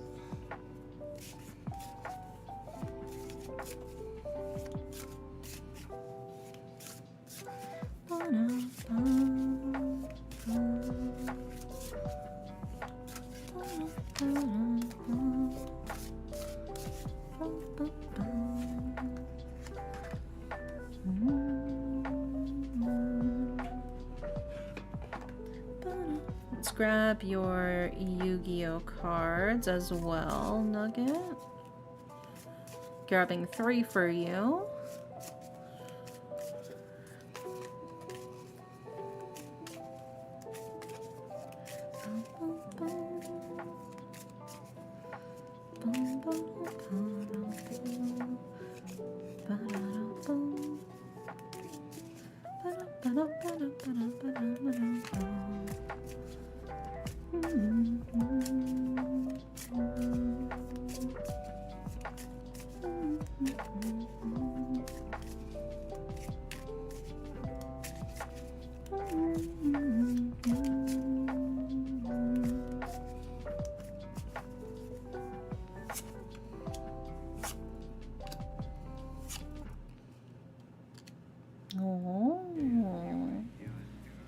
Okay, we've got all of the cards for you, Nugget. So let's go ahead and put them up on the screen. Starting with...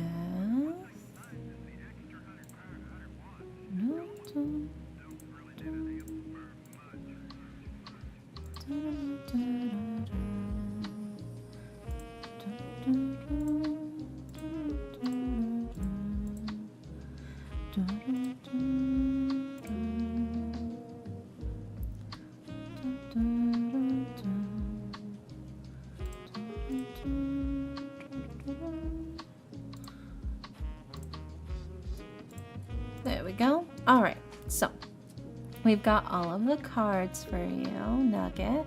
For your general reading, in order of left to right, we have the reverse Ace of Wands. We have the Hanged Man. and we have the Queen of Coins. Then for your Oracle card, we have Hedges, like a hedge maze.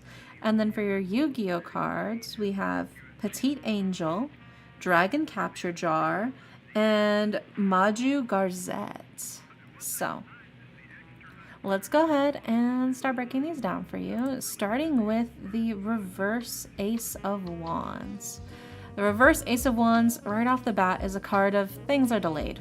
Things are not going according to plan, unfortunately. Feels like things are kind of a little bit stuck, not where you initially wanted them to be. Kind of got your tires are stuck in the mud a little bit. You got to get them out of there, right? A little messy, a little dirty, but it's still fixable, you know? Also, hi Sycamore. How do I get the reading? So we currently are going through our queue at the moment. All of our queue slots are full at the moment, but after we catch up on them, we'll see if any of them have disappeared and we have any available slots afterwards, and then we raffle off the slots to those who are still in chat to be able to grab a reading. So, hope that helps. But yeah, so then after that sort of reverse Ace of Wands here, that feeling of like things are kind of stuck, not going according to plan, feeling a little bit like things are not quite working out. Promising start has been delayed, unfortunately. We followed up with the Hanged Man, right? And the Hanged Man is a card of internal reflection. It's a moment to stop and to think and to cut yourself free and to let go, right? What is currently holding you back? In this instance, what is the mud that's got your tires stuck, right? You've been driving your car, it feels like you're making progress, your tires are stuck in the mud. Okay, well in this instance, what is the mud that has currently got your tires stuck, right? What can you do to clear yourself out of it? It's actionable steps that you can take for yourself, taking that time to really stop and think, what can I do? Right? What can I reasonably do to get myself out of this situation? That isn't necessarily any fault of your own. It's not like you made the mud pit happen. It just kind of happens sometimes. And then we followed up as well with the Queen of Coins. And the Queen of Coins is a card of stability, generosity, and nurturing and magnificence, right? She's a queen. And so to me, this can be somebody that you trust to take the lead and to help take care of you, right? You don't have to get your car out of the mud all by yourself. People will usually help you. If you call them up and go, hey man, my car's stuck in the mud, can you come help me? Most people will be like, yeah man, where you at? Give me like 10 minutes, I'll be there and I'll help you get your car out of the mud, right? I think in this instance, this Queen of Coins is the person that you can feasibly rely on to help you get yourself unstuck a bit, you know, get your bearings and sort of roll out of there. You know, one of you puts the boards down on the ground while the other one drives over them to get out of the mud, that kind of thing, right? You don't have to tackle it by yourself because you're not alone, right? Also, welcome back, Cryo, welcome back, Phantom Punk, welcome in. And then that brings us to your Oracle card, which is Hedge, right? Like a hedge maze, which is a card of potential, but also boundaries and indecision, right? There's a lot of directions you can go. There's a lot of different things you can do to get your car unstuck from the mud, right? You could try to just full on reverse it, back it up, throw it back. You could try getting a fucking shovel. You could try dumping some dirt in. You could try getting a wooden board to try to use some leverage. You can try just raw dogging, like fucking hulking out and trying to lift your truck out. Whatever the case is, you have a lot of options that you can pick, and sometimes that can also be a little scary because you don't know which way to go. And maybe you start to wonder, was I even making the right choice trying to go this direction? I mean, look at me. My truck's stuck in mud now. Maybe this was stupid of me for me to go out here and to drive out here because now I'm stuck in mud. It's not that deep. And just take a deep breath. It's going to be okay. Even if you're going in the right direction, sometimes the road's a little messy. It's okay. Just pull your truck out, you know, maybe give it a little rinse off to get the mud off, and then you can keep driving in whatever direction you want. But I think that's sort of the key thing here is when things come across as things feel like they're going wrong or you're coming across a lot of bumps in the road, that doesn't always necessarily mean that you are doing something wrong. sometimes life is just a bumpy road. It's not an indication of you're doing it wrong or you're living your life incorrectly or you've made the wrong choice or the wrong decision. Even if you make the right decision, sometimes life's just a little messy. Sometimes things are just a little crazy. Things are just kind of happen, right? It's not a divine punishment for you choosing the wrong answer in life, right? Sometimes shit just happens and it's not anybody's fault, right? I think that's something important to keep in mind. And now let's look at your Yu-Gi-Oh cards, right? So we've got Petite Angel to start off with. A quick moving and tiny fairy that's very difficult to hit.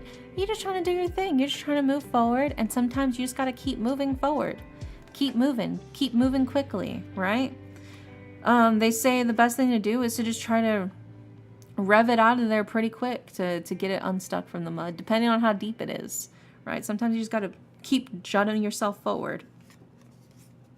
We follow it up as well with Dragon Capture Jar. Change all face-up dragon-type monsters on the field to defense position, and also they cannot change their battle positions. Right now, to me, it feels like you are very much on the defensive. You are very much kind of like, I don't know if I should keep going. I feel like I am stuck, and I need to keep myself prepared for any small thing that could come undone and ruin me and throw me off course, and I need to be in defense mode. But do you really? To put all of your cards in defense mode, well, in this case, your dragon cards in defense mode, is that necessarily beneficial to you right now? It feels like when life goes wrong, you think it must be a fault of your own that you need to prepare for, because, oh, well, this must be just the start of extra horrible things. Maybe, I mean, if you dropped your you spilled your milk on the table, you're not going to think, oh, well, this is surely an omen that something worse is going to happen today. You'd probably be like, ah, fuck, I spilled my milk. Shit, let me get a towel, right? You're not going to think like, oh, the rest of my day is ruined now because I spilled this milk. Obviously, this only means that worse and worse things are going to come. You're going to stress yourself out that way. You are going to overexert yourself and exasperate yourself if that's how you try to handle even small issues that pop up, right? And then we follow it up with Maju Garzette. The attack of this card becomes equal to the combined original attack of the two monsters that you tributed to the tribute summon of this card, right? Sometimes you just gotta put your heads together and you gotta tackle the issue as one, right? Like I said, we mentioned that Queen of Coins. You are not handling this alone. You are not dealing with all of this all by yourself, and you don't have to. When you work together with somebody, you share the burden. And greater than the sum of your parts as individuals trying to tackle something, it becomes infinitely easier to deal with when you work together to combine, right? Also, hi, Maramiwa. Welcome in. But it is very much a case of sometimes you just gotta breathe, realize that two heads are better than one, and work together to resolve the issues that do come your way. But also recognize that these bumps in the road are not indications that you're doing the wrong thing, because sometimes life is just a little shitty like that sometimes. Sometimes things just kind of get a little stinky, you know? It's okay. How are you? I'm good. We're doing tarot readings. I'm having a good time. But yeah, Nugget, I would say the main thing here is, yes, you are feeling a little stuck. You are feeling like things are not going according to plan. And maybe you're interpreting these as personal faults rather than just shit that fucking happens sometimes, right? Also, Young Chungus, thank you so much for the follow. Welcome in. Yeah, even if you do everything right, even if you did everything theoretically perfectly correct, the world around you is not doing everything theoretically perfectly correct, right? Other people around you are also just kind of fucking up or creating bumps in the road. It's not necessarily a you issue. You just got to keep moving forward and know that things will clear up.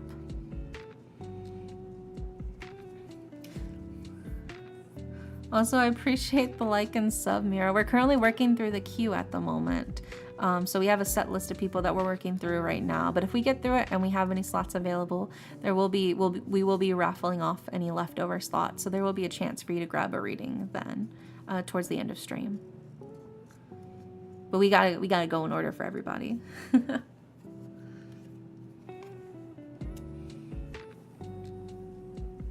But yeah, I hope that helps, Nugget. Maybe that gives you some reassurance, you know, not to stress you out wondering if every little thing you're doing is the right thing to do or not, you know? Sometimes you just gotta breathe, recognize that some shit's just out of your control, and just do what you can to handle it, you know? And that you don't have to handle it alone. Like I said, you have that Queen of Coins. That Queen of Coins is there to help assist you. Well, yeah, I hope that helps. Fingers crossed. Next up, we've got Chains. Chains, are you still here? It kind of helps. I'm glad. Thank you for spending time with us. Oh, thank you for spending time with me. I always appreciate you guys hanging out. Yeah, you got this, Nuggie. Who's next? Next up is Chains. Chains, bestie, where are you? There you are. Hi, I'm still awake. Perfect, perfect. All right, and Chains wants a life reading. Let's see what we got for you for your life reading.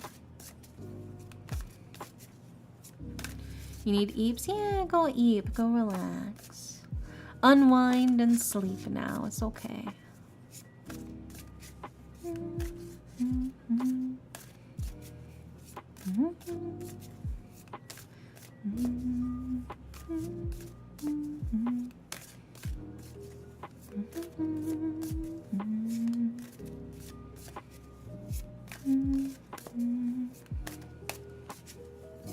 So Chains life reading. I'm raiding the snack pantry. Ooh, yeah. And it just reminded me, we still have chocolate chip cookies in the fridge. I might yoink a chocolate chip cookie after stream. I'm gonna steal a chocolate chip cookie and nobody's gonna stop me. We also have black cherry ice cream. Oh my god, I could get freaky, dude. I could get hella down, nasty, dirty. I could get a scoop of black cherry ice cream and a chocolate chip cookie. Oh my god. Gonna live life on the freak edge. Who's next? So we're doing Chains right now, and then after Chains will be Zephyr, I believe. Is Ren still here? I know Ren had the queue written down. Dun, dun, dun. I'm trying to scroll and see. Yeah, so we're doing Chains. After Chains is Zephyr, and then after Zephyr is you, Jenny. So we've got one person in between this reading and yours. So we're doing this reading, then we're doing Zephyr's, and then we're doing yours, Jenny. Okay? And then after Jenny will be Gothosaurus, and then after Gothosaurus is Electrifying. There we go. Yeah, so we're almost to you. Oh, yes, perfect.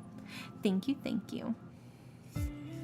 And black cherry ice cream sandwich. I feel like if I'm gonna get ice cream with it, I probably shouldn't have 2 cookies though. You know? Like, because I don't want to eat all of the cookies. I just want like maybe 1 cookie. But I do also want some black cherry ice cream.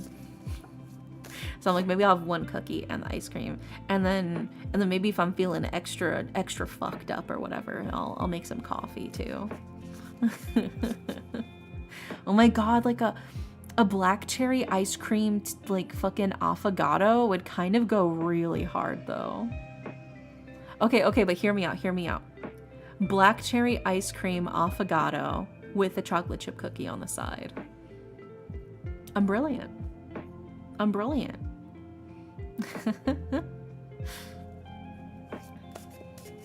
This could be the next big thing. Black cherry ice cream sounds so good. Yeah, dude. Especially, oh my gosh. I once had this like black cherry ice cream that had like dark chocolate chunks in it. Oh, that was so fucking good, dude. That was amazing. Like cherry and like raspberry with dark chocolate is such a god tier combo. It's so good. I love it. I'm a big dark chocolate fan, so I'm always enjoying it. I do like milk chocolate too, but dark chocolate's my personal favorite. Black cherry ice cream with chocolate chunks are the best. Yes, it's so fucking good. It really does hit the spot. Because it's not like overly sweet, because it's got like the dark cherry, which tends to lean a little bit more like fruity, slightly more tart, which makes it, I think, a little bit more refreshing, but then still got the creamy from the ice cream, but then it's still got like the dark chocolatey, almost bitter sweetness from the dark chocolate. It's so good. Fantastic. Incredible combo.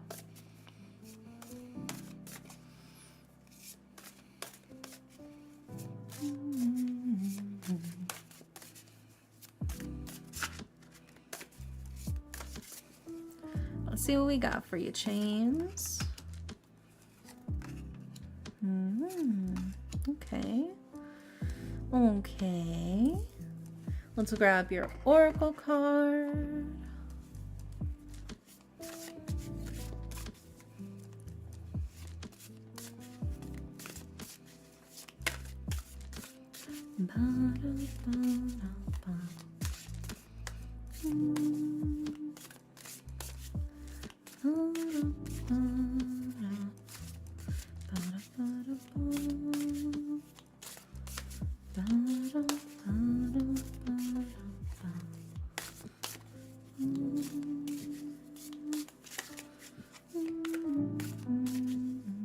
So hi, Axel.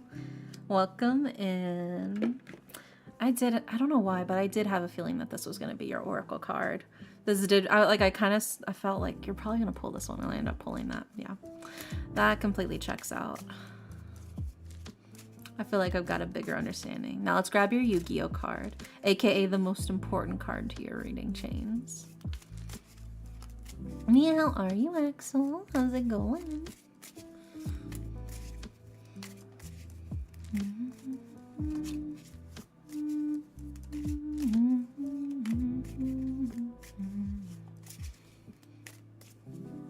I need like a 1 hour loop of indie humming. Oh my goodness. I do have in at least one of my ASMR videos, I do hum in that ASMR video. I don't remember which one, but I did do that. I think it was for, never mind, I don't remember which one it is. I don't remember. I'd have to look through them. But if you listen through all my ASMR videos, I'm sure you'll find which one it is. Also, Phantom Punk, thank you so much for the 50 biddies. Thank you. I remember the exact one you're talking about. Oh shit. Yeah, I put in a little Easter egg. This was before my original song came out. I actually hummed the opening to my original song in that ASMR video before my song came out. So that was just it was a little Easter egg, because nobody knew, but I knew.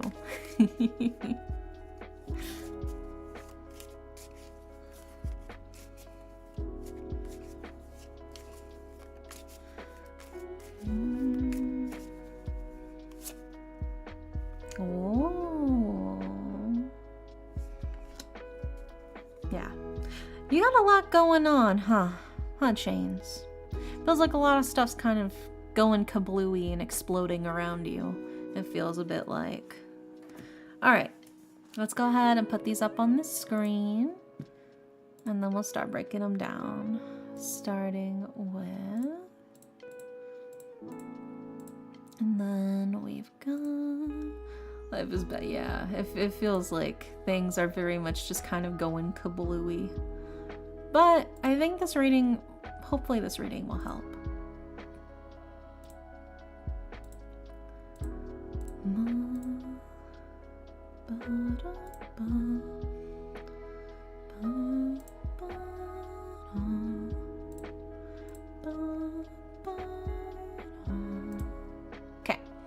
we've got all of the cards for you, Chains, for your life reading.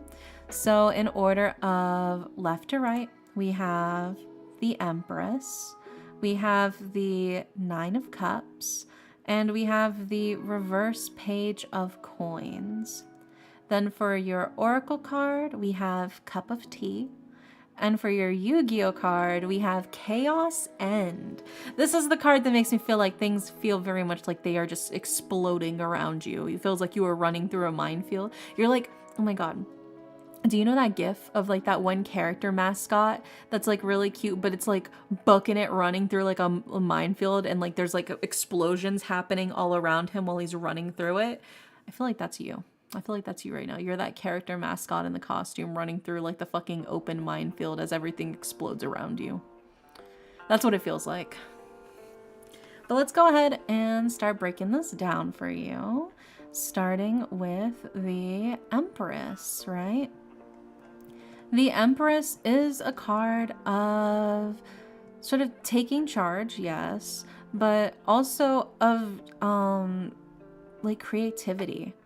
Finding a way to put yourself out there and to make things happen and to make things, right?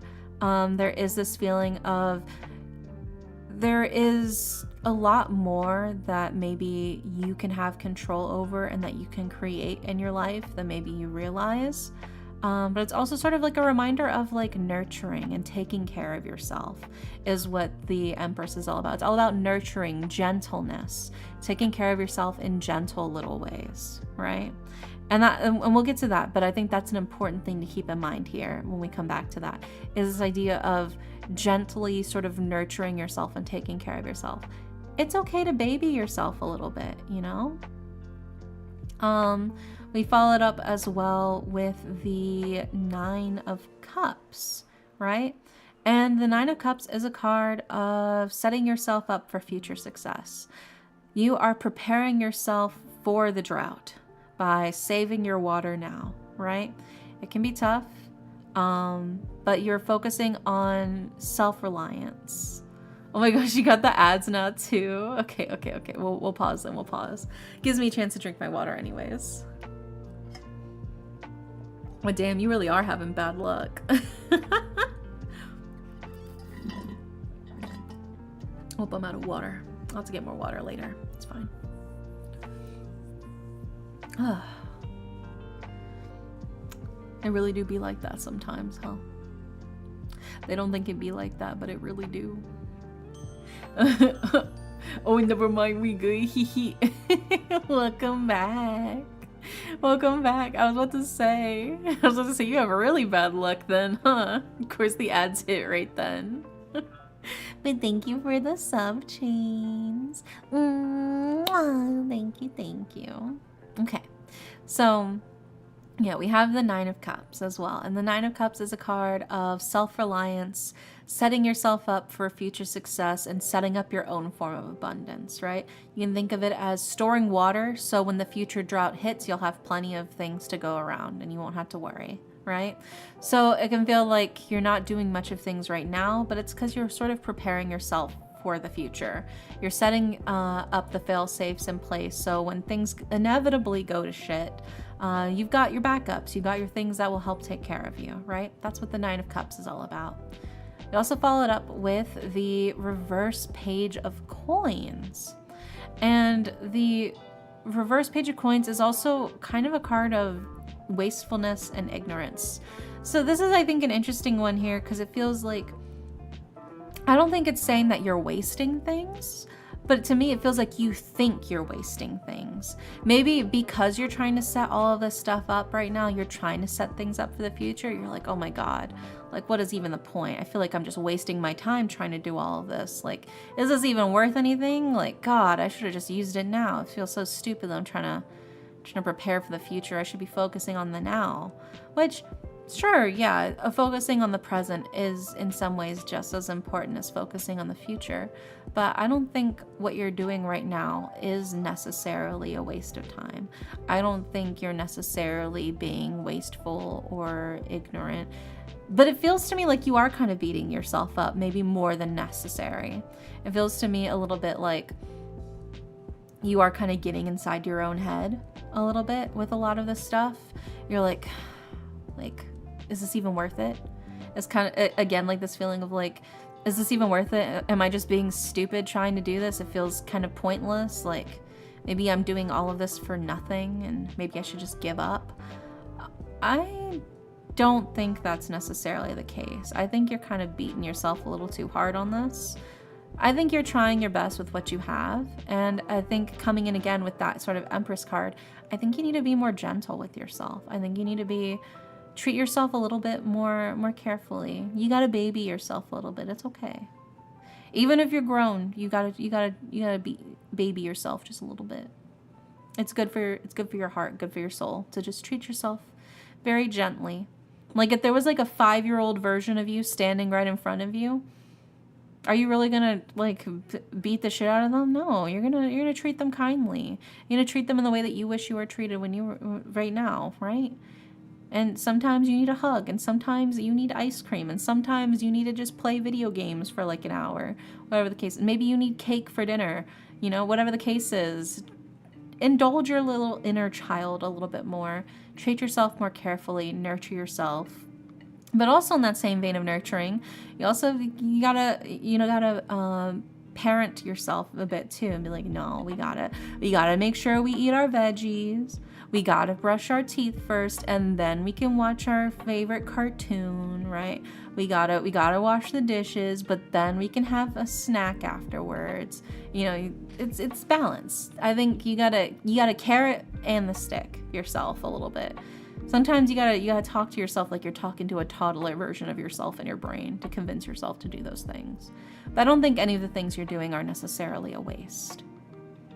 And that sort of brings us to your Oracle card, which is a cup of tea, right? Which is a card of patience, reassessment, but I think also just relaxation, right? Taking a breather, taking a step back. You pour that cup of tea, you have to wait for it to steep, right? And then you take slow sips of it to enjoy it and just take it in, right? You're not gulping down the tea, you're savoring it, right? You're taking your time, you're breathing it in, you're... Sometimes you need a breather. Sometimes you just need a quick break to just stop thinking about all of these crazy things happening all around you that feels like it's bearing down on you all the time and pelting you, and just tea break, right? Nothing else matters but the tea. And in this case, it can be anything like that. It doesn't necessarily have to be tea, but like when you take the time to go, I'm gonna make myself a nice cup of tea, you get the pot of water, you start boiling it, you get your teacup, you pick out what tea you want, you measure it out properly, you put it in the cup, you get all the things you want it, whether you want sugar, you want honey, or you want cream in it, and you just take that time to sort of, in that moment, enjoy the process of doing that one thing that has nothing to do with any of the problems that are currently happening in your life. Just fully dedicating yourself to something that has nothing to do with the issues in your life. Take your mind off of it completely and just focus on making the tea and drinking the tea and enjoying the tea. And the tea in this case could be anything, but like in this case, enjoying the tea, savoring it. And then after that cup of tea, feel a little bit more refreshed, feel a little bit more clear-headed. You go, okay, now I can tackle these issues. Now I can tackle these problems. What is really the issue here? Is screaming at myself and kind of beating myself a little bit really helpful? Is it actually productive? Right? And then that brings us, interestingly, to your Yu-Gi-Oh card, Chaos End, right? Chaos End. You can only activate this card if 7 or more of your cards are currently removed from play. Destroy all monster cards on the field. Sometimes you gotta go nuclear. It can be scary to clear the board, to just completely wipe the slate clean, But sometimes that's the best move, right? If you feel like you are just having way too many problems with all of these little things that keep going wrong, just wipe the board clean. You can do that. You can just go, fuck it, and just clear all of the pieces off the board and be like, let's start again. Let's start fresh. Let's rebuild, right? That is an option. Some people don't take it because they still feel like things can be salvaged. But I think when you take that time and you take that breather and you take that cup of tea, that is a chance for you to really stop and think, should I just fucking go nuclear? Should I just nuke it and start over, right? Should I crash out? Do I deserve a little crash out as a treat? The answer may surprise you. But I think that's sort of the key thing here is taking that breather for yourself, being gentle with you, and also recognizing that there is really only so much you can do before sometimes the best solution is to just wipe the board clean and try again, right? You fucked up, it sucks. Or the things around you fucked up and it sucks and it fell through. Okay, well, rather than trying to force it to still keep going on its last limb, sometimes you just gotta put it out of its misery and move forward with something else. Switch from plan A to plan B. And that cup of tea is sometimes what you need for you to realize, okay, yeah, I gotta pull the trigger. I gotta just fucking do it, right? So, maybe that'll help. Maybe that'll help. Sometimes you just gotta wipe the board clean and try again. Set your pieces how you actually want them now. Because you've got the experience. Even when you fully, get rid of the board, it's not like all of your experience and all of your knowledge and all of the things you've been through go out the window with it when you wipe the board clean. You still retain those. It's just now you gotta reset the pieces themselves. But the actual lived experience doesn't go away. You've learned your lesson. It's not a complete net zero. Yeah. I hope that helps, Chains. Maybe that gives you some reassurance. That genuinely helps. Thank you, dude. Yeah, of course. If you ever need a chat, dude, my DMs are always open to you. I wouldn't call you bestie if I didn't mean it. You're always welcome to chat if you just need to vent and let shit out, But you got this. Sometimes you just need to stop and breathe and reassess, right? Things are not a lost cause, I believe in you. You got this. Stay strong. Next up, we've got Zephyr. Zephyr, are you in here? Or did you disappear?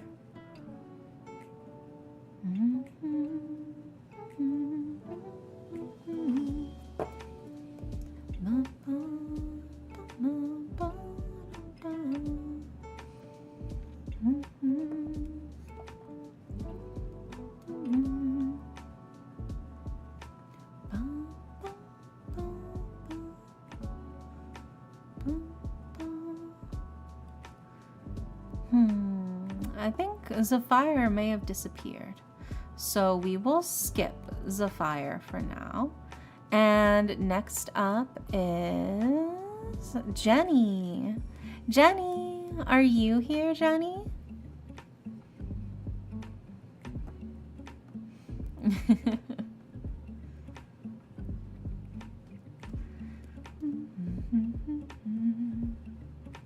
Is Jenny still here, or did Jenny also disappear? Oh my god, Jenny may have also disappeared. She was here earlier. Okay. Well, we will skip Jenny for now then. And we will go next, which is Gothosaurus. Gothosaurus, are you here? I'm here. Hi, Gothosaurus. Okay. And Gothosaurus wants a general reading. Okay. Let's see what we got for you, Gothosaurus.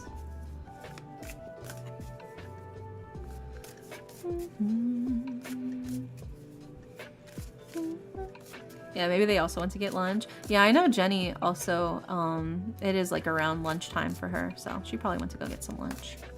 Very possible. But we'll do a final call for them once we catch up with the queue.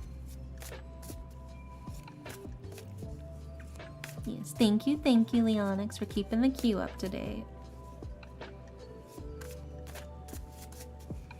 And then if both of them are gone, if both Zephyr and Jenny are gone, then we'll have 2 slots to raffle off to chat. So we'll see. We'll see, we'll see.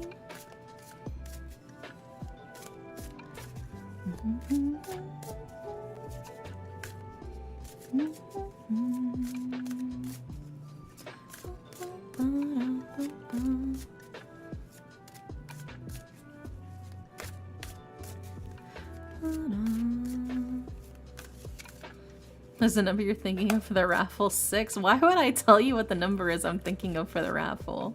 Also, I think of it right when I say it. When I tell people I'm thinking of a number, I literally come up with the number right then, so it's not like I plan it ahead of time. That'd be cheating.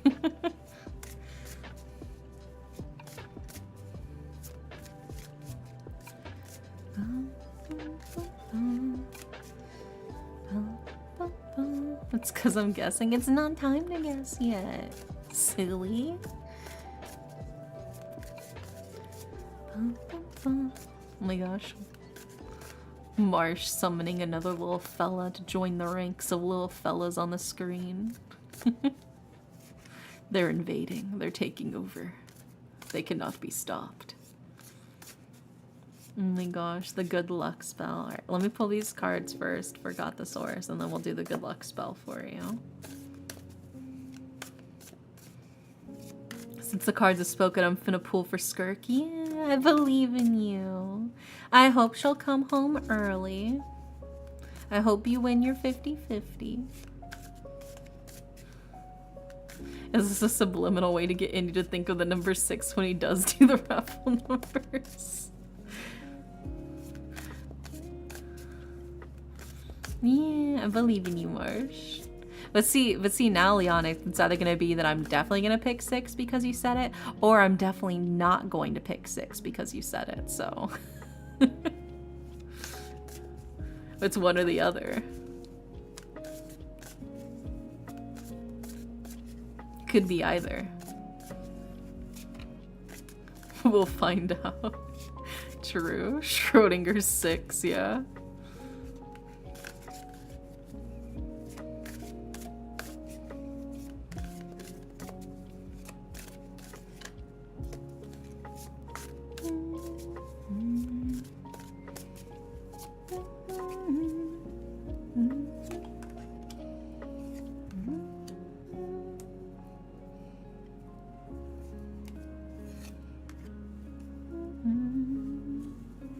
Let's grab your oracle card.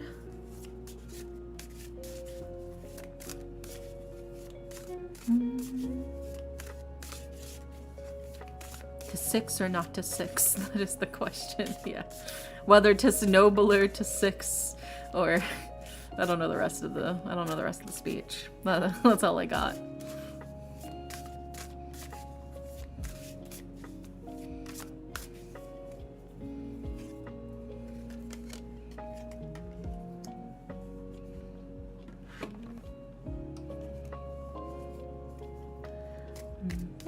And let's grab your Yu-Gi-Oh card.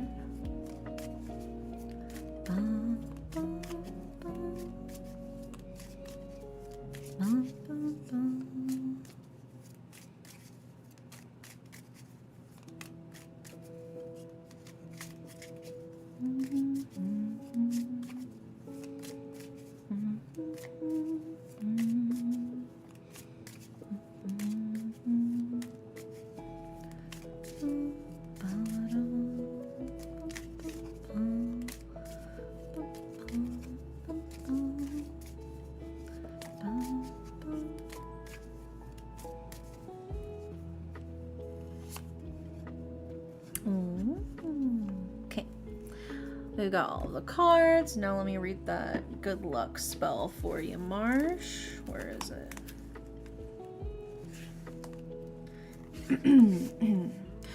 Summoning the stars to guide from above. Lead with light and let Lady Luck shine. Reweave the threads of destiny. Ultima Fortuna. There you go. I hope that helps, Marsh. I hope you get your special gotcha rolls. I hope Skirk comes home and her weapon comes home. I hope you win your 50-50. But if not, no refunds or returns on the good luck spell. Is the queue open? The queue is currently full, but we're working through it, and there may or may not be some extra slots towards the end. It's like the money hall problems. Also, thank you for another 50 biddies, Phantom Punk. Thank you. Alright, so we got all the cards for you. Got the Saurus. Let's put them up on the screen. Starting with...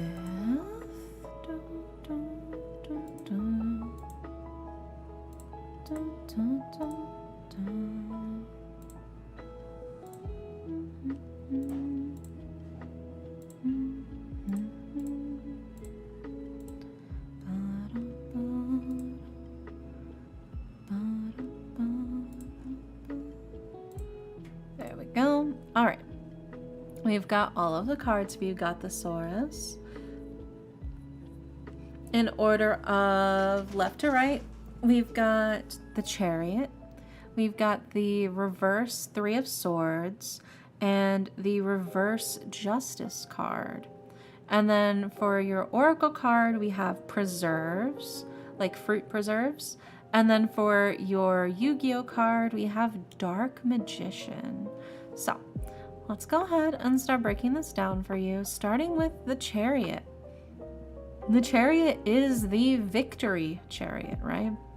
It's a card of triumph, of success after dealing with all of the experience from the past and using that to achieve your success in the future, right? The Chariot is a card of taking everything you've learned and using that to achieve greatness, right? But then we followed up with the reverse Three of Swords. And while the Three of Swords is a card of heartbreak, and it's reversed, it's almost this sort of memories of heartbreak. It's not like a recent heartbreak. It's not something that's like just happened. It's like maybe it's some old pains. Maybe it's some regrets sort of lingering in your heart. But it's also a card of the lessening of the pain of heartbreak, right? Time heals all wounds. Things get easier to deal with as time marches forward.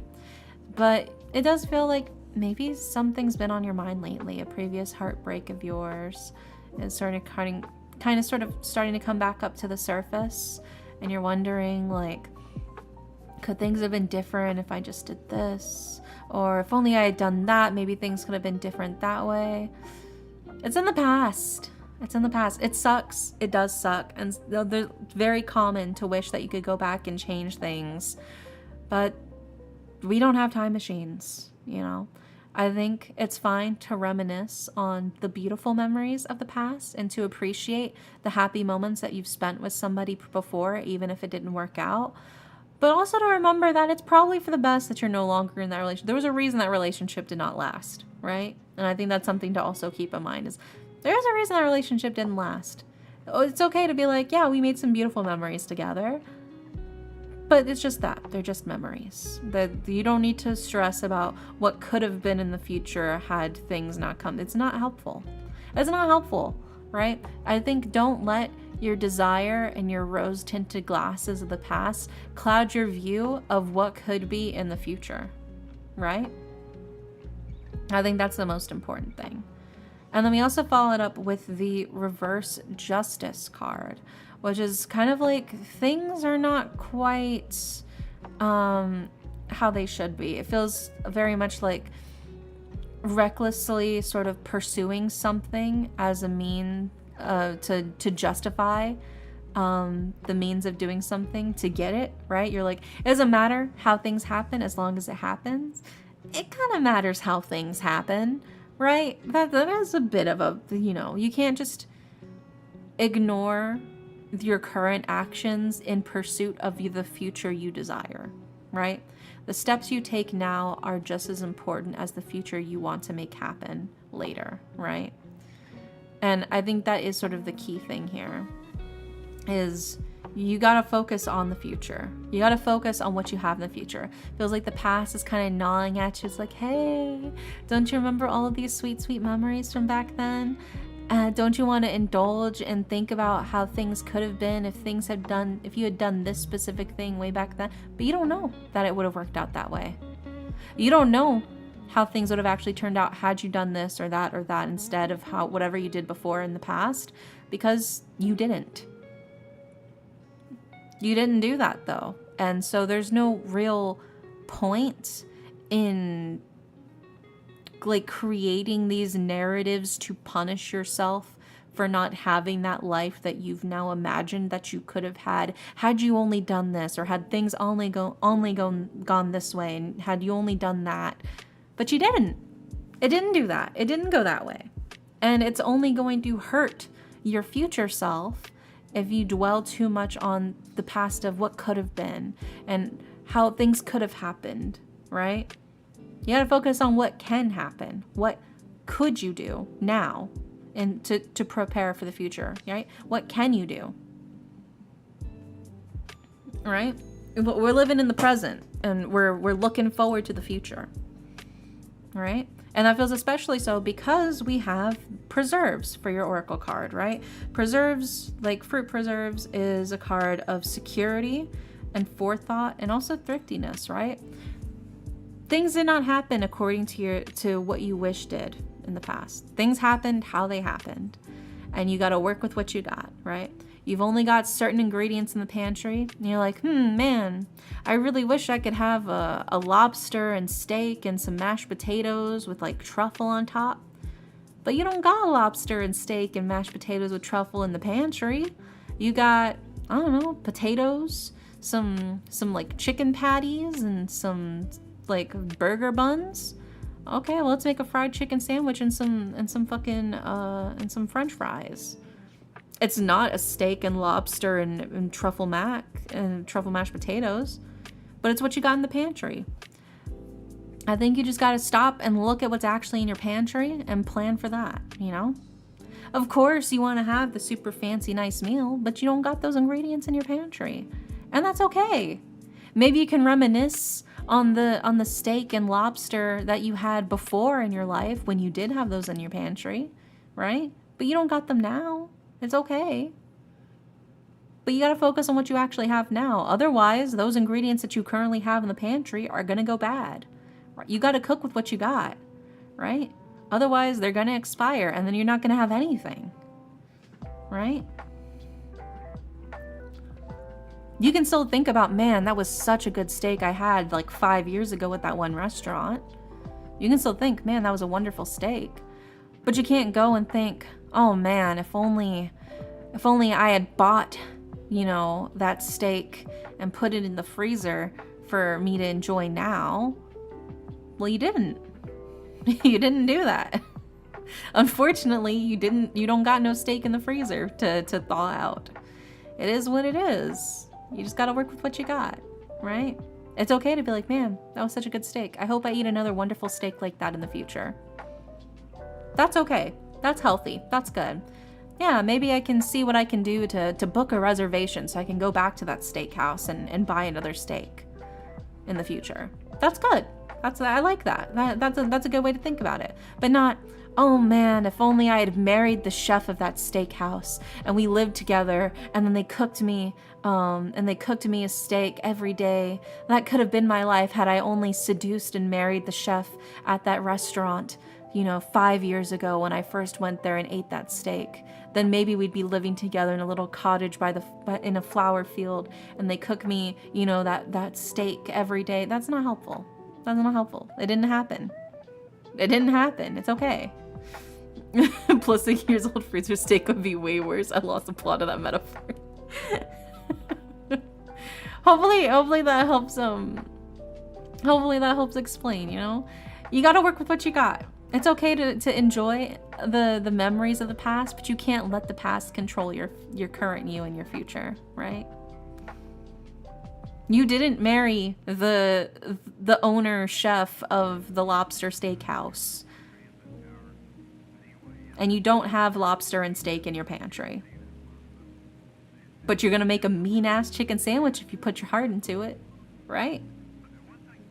And want a nice, crispy, juicy chicken sandwich on a nice toasted burger bun go absolutely fucking hard right now? Sure, it's not lobster and steak, but I mean, that's delicious and incredible in its own right, you know? This plot is cooking. Yeah, it is. Yeah, it is. But I think it is a matter of, you gotta work with what you got. You gotta work with what you got, right? And the thing is you actually have quite a lot, because your Yu-Gi-Oh card is Dark Magician, right? Dark Magician, the ultimate wizard in terms of attack and defense, right? You're so focused on what you don't have that I think you're forgetting that you actually have a lot more to work with than you realize. Maybe you got way more than just chicken and burger buns and like potatoes. Maybe you also got like some fucking coleslaw, and you got like some seasoned fries in the freezer that you can throw in the air fryer. Dude, the seasoned fries in the air fryer goes so fucking hard, dude. That shit's so fucking good. Maybe you got like some nice rice and some like pork chops that you can make like something really tasty with. You can make tonkatsu or some shit. You got a lot of options. You actually have a lot of different things you can do. You can make some really, really fucking good and tasty, delicious food that most people be like, oh, hell yeah.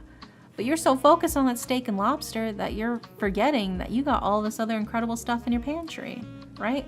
You gotta focus on what you have. As hard as it can be, as easy as it is to get distracted and think about the past and what you did have before, you don't have it now. It's not in your possession.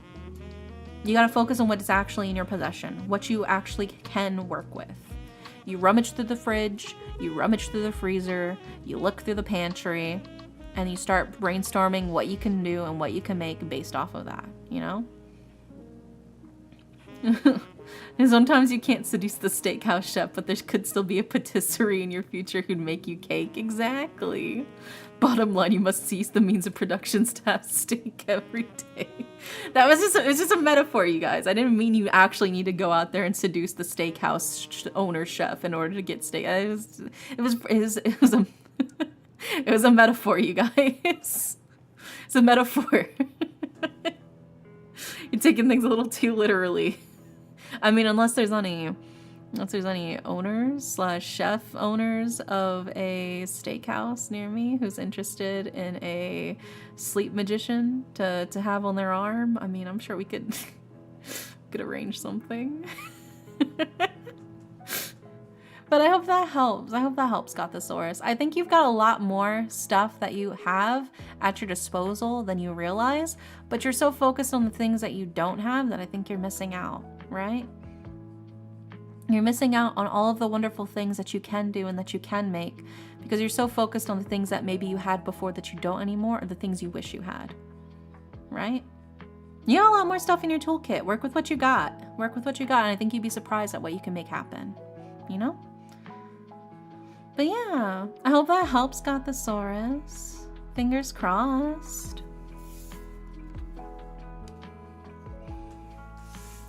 Maybe next time you'll talk up the cute baker down the street who will bake you fresh bread every day. Dude, I can't say because of YouTube TOS and Twitch TOS. I cannot say what I would do for fresh bread every single day, dude, but I would do some things for some fresh bread baked for me every single day. Are you kidding me?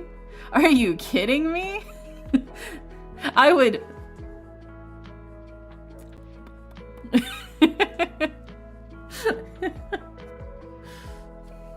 The segment has been removed due to Twitch and YouTube TOS.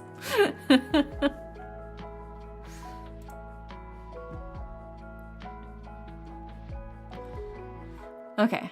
Next up, we've got... Next up is electrifying. Yeah. Electrifying. Are you here? Hi, electrifying. And electrifying wants a general reading. Okay. Let's see what we got for you then. Hi, hi. Oh, well. Oh, well.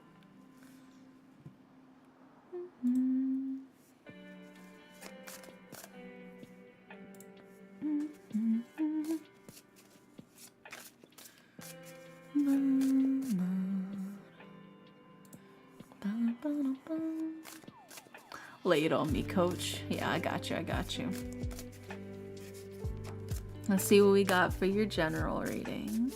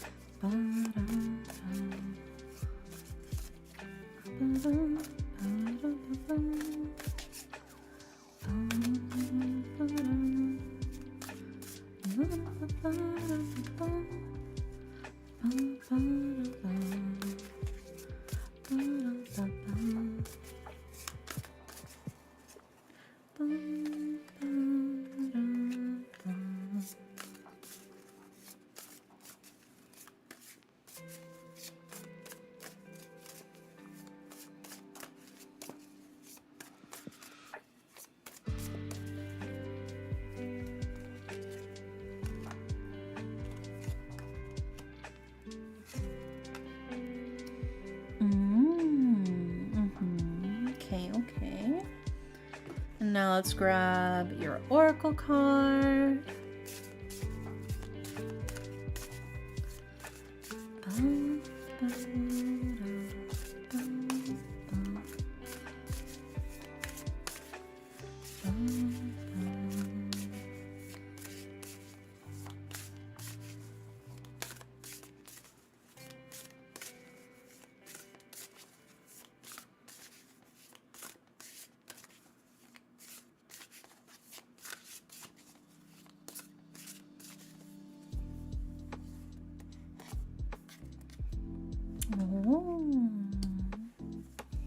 Alright, and now let's grab your Yu-Gi-Oh card.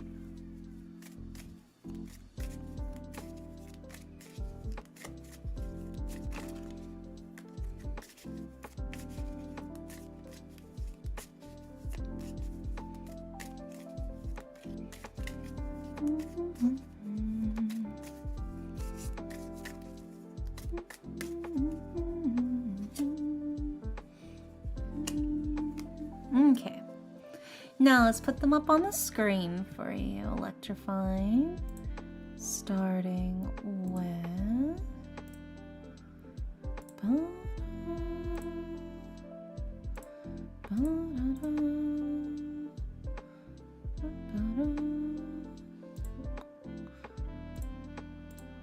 there we go. And then we've got, I just realized all three of these are wand cards. Oh, very interesting.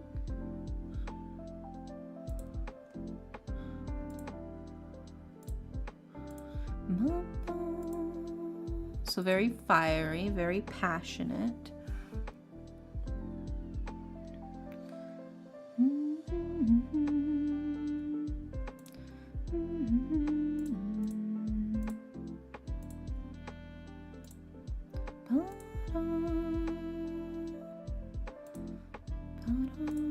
There we go.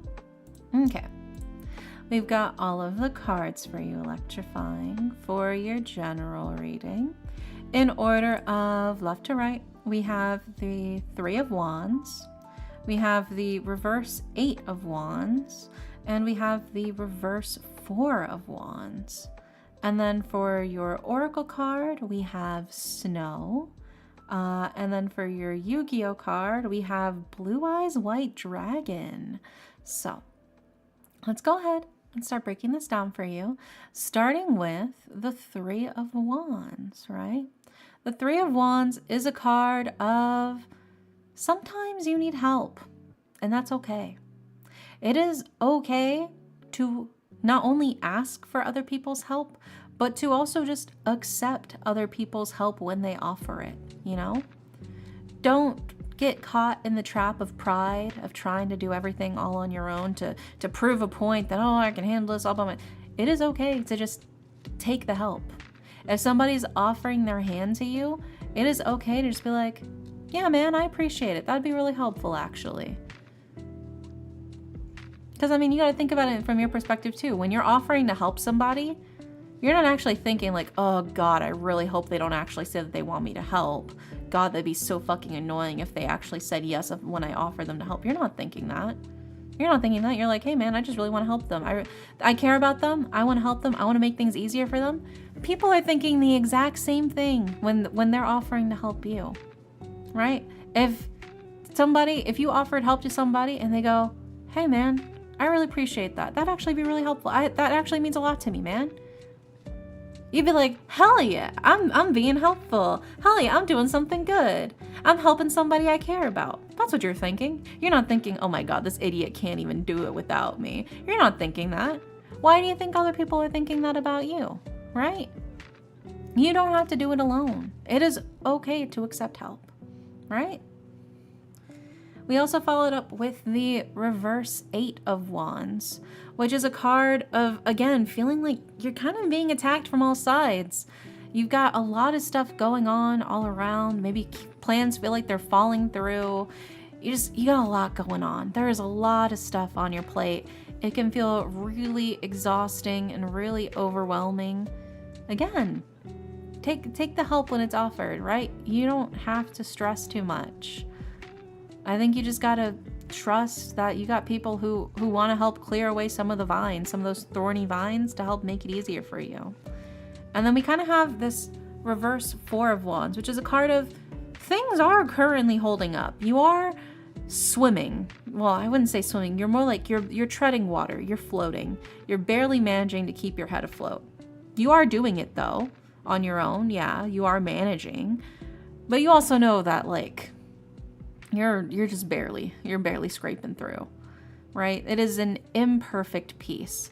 It is constant vigilance sort of needed in order to make things happen how you want them to, right?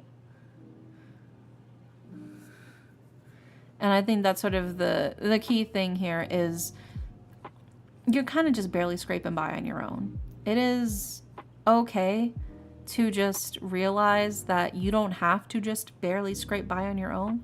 You can ask other people for help too, okay? Yo, buddy, your name is really towing Twitch TOS, isn't it? Yeah, it is. I misread it the first time I saw it too. I was like, did I read that right? But welcome in Tice Knits 69. Welcome in. How to get a reading here? We're currently going through the queue right now. Once we clear up the queue, then we'll see if we have any raffle slots to give away to the people who are currently active in chat.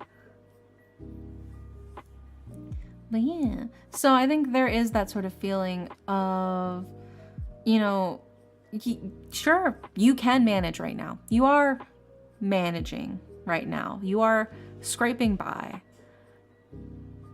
You are surviving. But are you living? Right? It is okay to get some of that weight off your shoulders. It is okay to let other people shoulder some of that burden from you. It is no skin off their back for them to carry a couple of boxes for you. But that is going to be infinitely easier for you when you don't have to carry all of those boxes all by yourself, right? Instead of trying to carry 10 heavy boxes all by yourself, you ask a friend or 3 friends to carry 1 box each. That's barely anything for them. And now you are 3 boxes lighter than you were before. And that is way easier for you, right? You gotta realize you don't have to do it all alone, right? How many people are on your list right now? We're currently doing Electrifying's reading. Then we have 2 final calls for 2 people who disappeared. And if they're still gone when we call for them again, then we'll have 2 slots to give away. So very soon, very soon. Yeah, and then we go into your oracle card, which is Snow, right? Snow is a card of rest, and it's also a card of contemplation, right? You can think of it in the sense of winter's a time where you're not really getting out there and doing a bunch of stuff, right? You usually tend to stay indoors during winter, you know, keeping out from the snow. Or maybe when you do go outside to go in the snow, it's normally to like play in the snow, make a little snowman, make a little snow angel. But I think it is just a matter of, this is a time to rest. It's a time to breathe. And I think to reassess your current situation. Do you need help with things right now? What could you feasibly offer other people to help you with, right? What could you go up to somebody and be like, hey man, can you just handle this bit for me? Can you take over this small thing for me? Because it would mean a lot to me and it would make everything else a lot easier for me to deal with. Okay, well, it's a small thing. Of course, they're gonna be like, yeah, sure, I can handle that for you. Don't even worry about it, bro. I got you, right? And that's one small thing off your platter that makes it way easier for you to make room for all of the stuff you currently got piled on there, right? I think it is a matter of, you just gotta stop and think about, what could you actually give to somebody to help you, right? Because I think you're so focused on, nah, I can do it myself. I can do it myself. I can do it myself. But yeah, sure, you could do it yourself, but also, couldn't they? Yes, nobody's doubting that you could do it yourself, but they could also help you too, you know? Also, welcome back, Phantom Punk. Welcome back. And I think that's sort of the key thing here, right? And that brings us to your Yu-Gi-Oh card. The Blue Eyes White Dragon. This legendary dragon is a powerful engine of destruction, virtually invincible. Very few have ever faced this awesome creature and lived to tell the tale. Nobody is doubting that you are the Blue Eyes White Dragon. Nobody is doubting your capabilities. Nobody is doubting your strength, right? They just want to help. They see somebody that they love and they care about that is so strong and always trying to do everything by themselves, and they just want to offer some help. They just want to be like, hey man, trust me, I know how strong you are, that you're handling all of this, but also please let me help you. Please. You don't have to give up all of the work for everything. You don't have to turn it all over to all of us, right? But you could just give us something, just so we feel a little bit more at ease seeing you, you know? Knowing that we've tried to help, you know? People feel more at ease when they can help, right?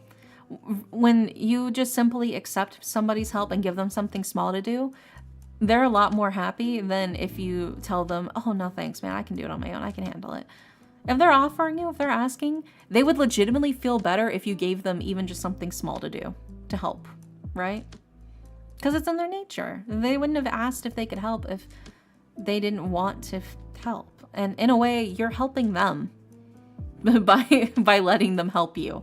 As weird as that sounds, you are helping them feel better by letting them help you. Which sounds crazy. It sounds silly. How could I be helping them by letting them do work for me? Well, that's because they feel like they're being helpful. They feel like they're being useful. They're doing something for somebody they care about, right? That gives them all the good happy feelings. That gives them the dopamine. It gives them the endorphins to know that, oh, I'm doing something right. I'm doing something that makes me feel like I'm being a good person. I'm helping. It's good for their mental to help. So just let them help, right? Nobody's doubting your capabilities. It's okay. Take the help. Take the help. Okay, electrifying? This is your way of helping them by letting them help you, ironically enough. So yeah, I hope that helps, electrifying. Fingers crossed.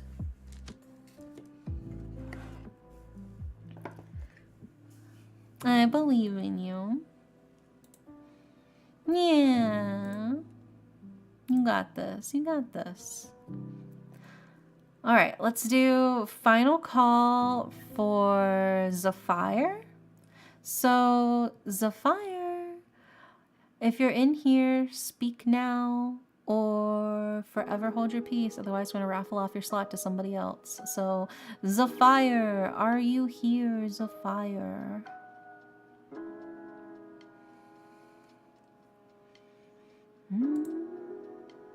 You've been going through a lot? Yeah. You don't gotta go through it alone. Nobody doubts how strong you are. Nobody doubts your capabilities. And nobody's gonna think you're weaker just because you're asking for a little bit of help. Especially if they're asking if they can do anything to help you, right? Because it's the same thing of whenever you offer help to people, right? Because you offer to help people. You're like, hey man, is there anything I can do to make it easier for you? You're not thinking, I'm asking this because I think you're incapable. You're asking because, hey man, I care about you. I want to help. I want to make things easier for the person I care about, right? They're thinking the exact same thing. All right. I think Zephyr may have disappeared for the night. So, for those of you in chat who have not gotten a reading yet from me today, and you would like one, I am thinking of a number between 1 through 10, and the first person who guesses it can get it.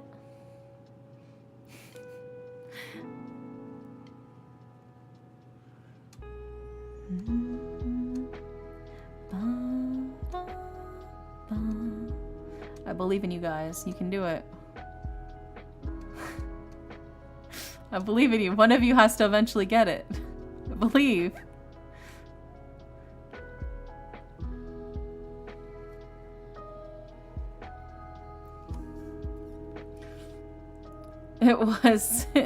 It was 3. Congrats.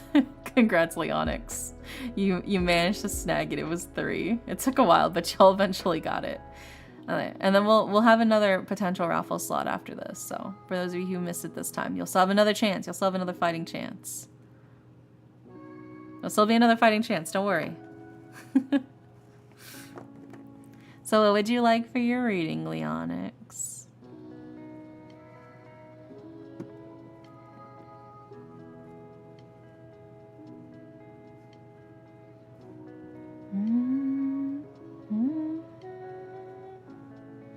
Okay, well, love reading? Okay.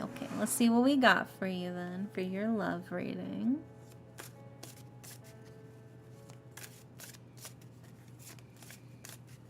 Leonix's love reading.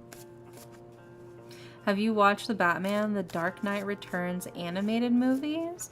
I don't think I have, no. I think I've seen a little bit of Batman the animated series, but I don't think I've actually seen the Dark Knight Returns animated movies. My ultimate 6 strategy didn't work. No, it didn't. No, it didn't.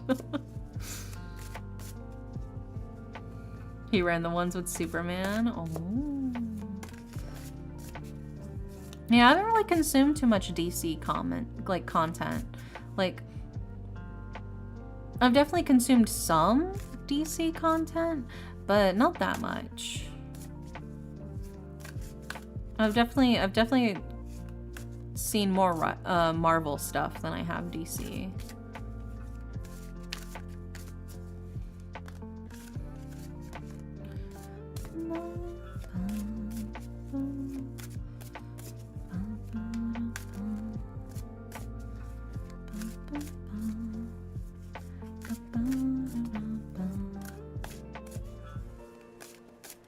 There's part 1 and part 2, and they're such good movies. Oh. Oh my gosh, speaking of good movies, I'm thinking we should watch the Lilo and Stitch animated movie in Discord for movie night this week. That's what I'm thinking. I feel like we should rewatch the animated movie. Cause I've heard things about the live action, and I just want to enjoy the animated one. Yeah. I think that'd be a good one. Yeah, I've heard a lot of criticisms on the live action that I'm not surprised about. What movie? Lilo and Stitch. I was thinking we could probably watch the OG animated version for Discord movie night. Cause yeah, I heard the live action version sucks. Oh yeah, it sucks. Pretend it doesn't exist. We cannot perceive the live action one, yeah. I do not see it. Close his eyes. I do not see it.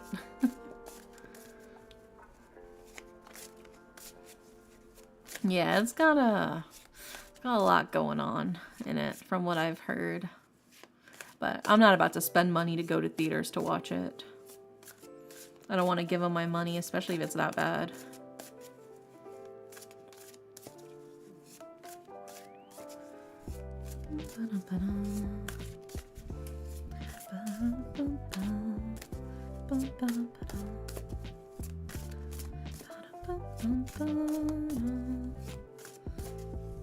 My friend watched How to Train Your Dragon live action though. Oh, how was that one?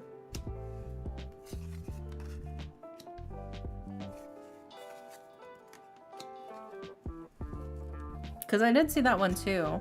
That was happening. They said it looked good and felt a bit more serious than the original. Oh. Okay. Because I did really like the movie for How to Train Your Dragon. Which is why I'm always super hesitant when they do live action versions of like animated movies. Some stuff just works way better in animated form than it does in live action CGI sweatshops. Like come on. Like, don't even get me started on The Little Mermaid, how they turned Flounder into just straight up a normal ass looking fish. Are you kidding me? Are you kidding me, bro? He's just a fish, dude. Are we for real?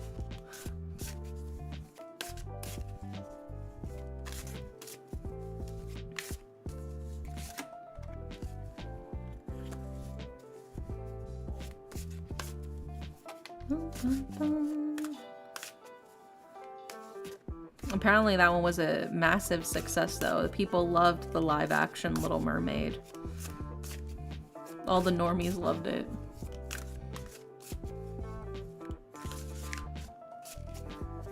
It's only better than Disney's love, but also people seen people criticize, but why does it just shot by shot the original and they made Astrid? Yeah. It's like at that point, why are you remaking it? If you're making it exactly the same as the animated version, just gonna be slightly worse. At least come up with like a new retelling, even if it's like wild, but like has like the same heart. Maybe that's too much to ask. Maybe that's too much to ask the Disney writing execs, is that they come out with a new story that has the same heart of the old one. God forbid they commit to something.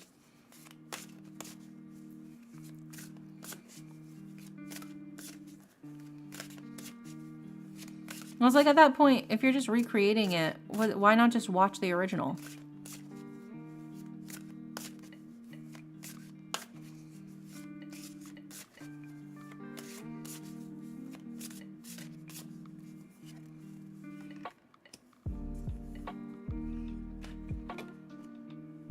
Yeah, I don't know. I think it's also just like a weird perception that animation is somehow inferior to live action. Like, animation's only for babies. Real people want to see it in real life. It's like, I don't know. Animation's just a different art form, you know? Also, hi, Juliet. Welcome in. How are you?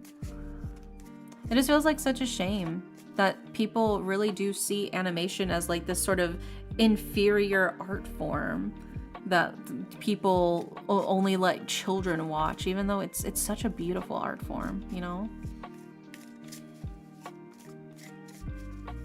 May I ask a question? Oh, like for tarot or just like in general? For the tarot readings, we're currently doing a reading for somebody and then we'll probably raffle off another slot if you want to try and snag that slot.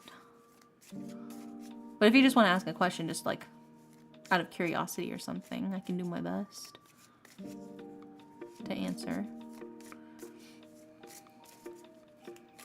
Yeah, we're currently doing raffle slots for chat at the moment. So we're doing a reading for somebody right now. Also, hi, Better Night. Indie Bolivia, hi, Ground Pounder. Welcome in. The gang's all here.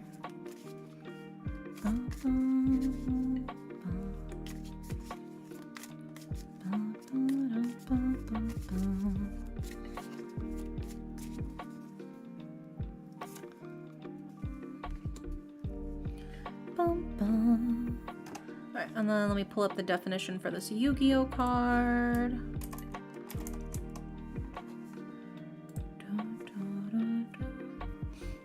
Okay, so we got all the cards for you. I didn't know we were gang. Nice, yeah. Gang, gang. All right, let's pull these up on the screen. Leonix, for your love reading. We've got...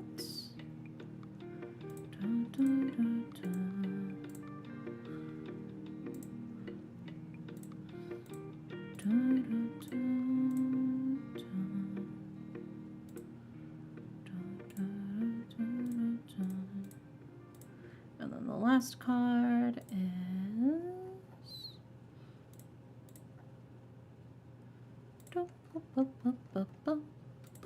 There we go. All right. We got all the cards for you, Leonix, for your love reading. So in order of left to right, we've got the Eight of Cups, we have the Empress, and we have Judgment. So, and then for your Oracle card, we have Potion, and for your Yu-Gi-Oh card, we have Brain Control. So let's go ahead and start breaking this down for you, starting with the Eight of Cups. Eight of Cups is a hard one to start off with because the Eight of Cups is just, you gotta move on, man. You gotta move on. The well is poisoned. It is time to move on. It was nice while it lasted, but it's not working for you. It's not working. Unfortunately, you gotta cut clean from it. It sucks. It sucks, but this one isn't it. You gotta move on. That's rough start. Rough start. It also feels very similarly with the Reverse Empress, which is a card of sort of like emotional or a creative block. It's a card of loss or detachment. Things are rough, man. It's a hard time. It feels like maybe you were trying to foster a connection with someone. You were trying to get closer to them, but maybe they're just not reciprocating anymore. Maybe they've moved on, and maybe or maybe there's like a wall up or something, and it's not working out, and it sucks. It definitely does suck. But maybe that just means that they aren't the right person for you, right? You can't force it to happen. You can't force them to love you. You can't force them to see, what an incredible person you are. All you can do is just put yourself out there, and if it works, it works, and if it doesn't, you just gotta keep trucking, But it does feel like there is this sense of like detachment. Maybe kind of like to me it reads like maybe you're getting ghosted and you're waiting for them to come back. They ghosted you, fam. It sucks. It sucks, but they ghosted you, right? We followed up as well with the Reverse Judgment card, which is again the sort of sense of like fear of failure, maybe a little bit of delusion. You're like, but maybe they'll come back. Maybe if I wait. Maybe if I just keep waiting. Maybe if I just keep waiting, they will respond to me. Maybe they're just super, super busy. They're ghosting you. They're ghosting you. And it sucks. And I think you're giving them a little bit too much benefit of the doubt. You gotta move forward. You gotta move forward. It is what it is. This one wasn't meant to be. You'll get them next time, Tiger. You'll get them next time, right? It's the end of one thing, but now that you'll be able to cut yourself free, you'll be able to have the freedom to move around and go where you couldn't before. But you can't let the sunk cost fallacy control you, right? Just because you put in a ton of time and effort into something, you can't keep putting more and more time and effort into something that's already failing, hoping that you'll recoup the cost eventually. You're just dumping more of your time and effort into something that's not gonna work out. You gotta invest that somewhere else now. You gotta be like, oh, well, I tried. Time for you to move on and do something else now, That's all you can do. How is everyone? Hi, Lynxi. Welcome in. I'm doing good.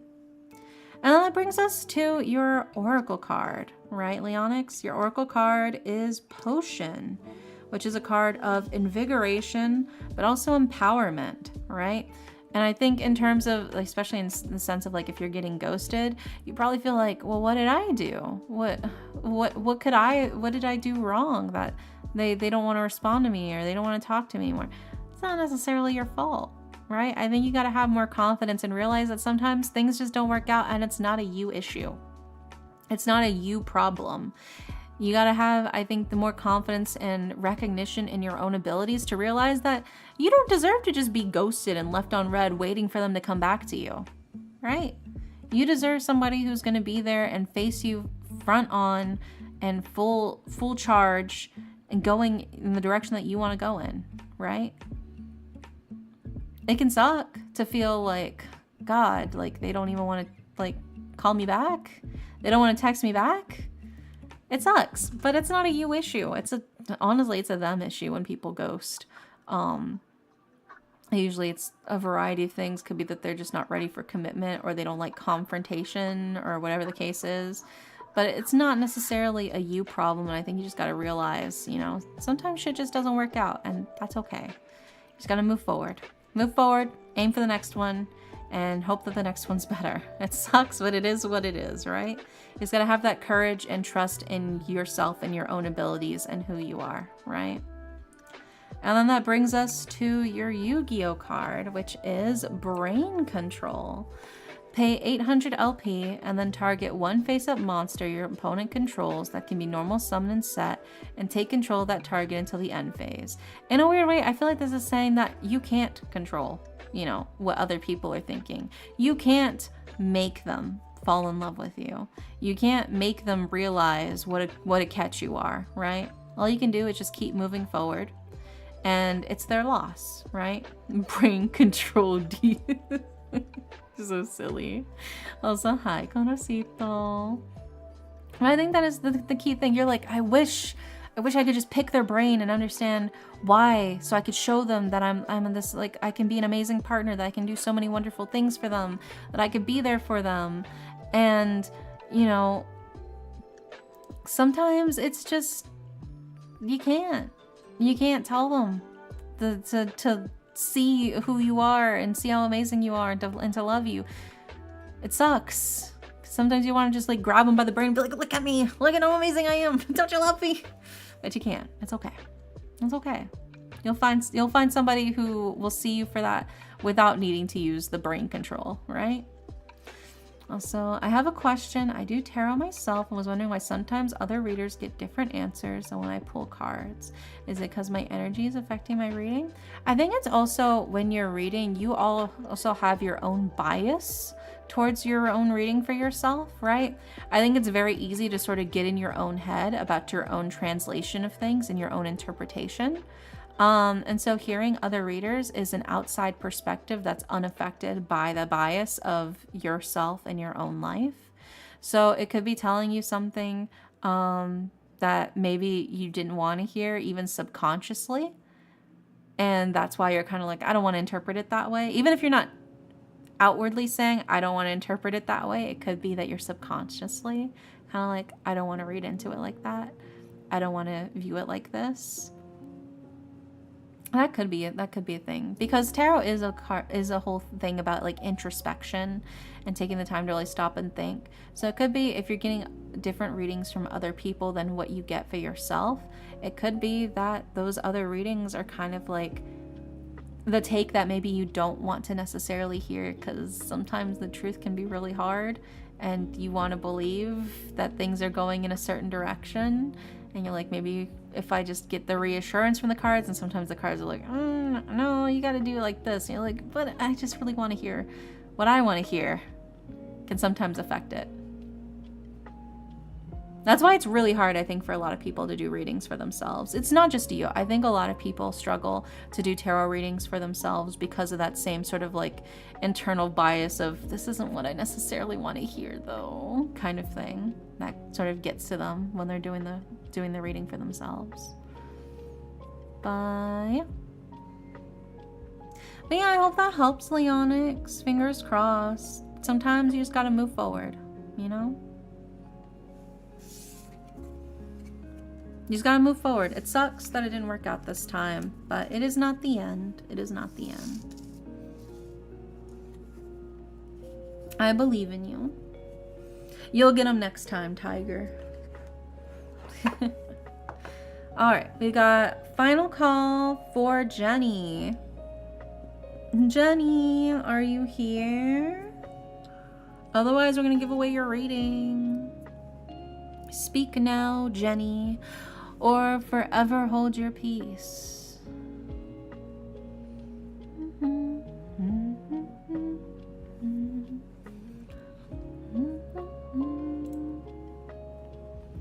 Yeah, I think Jenny may have also disappeared.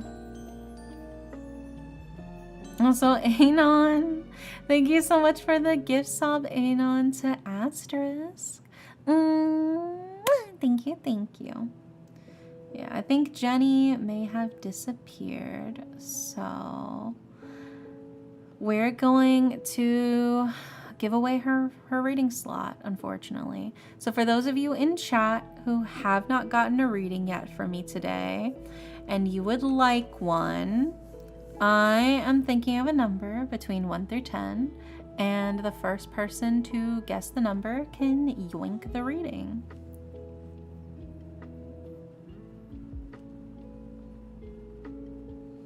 Oh my gosh, it was 5. What the hell?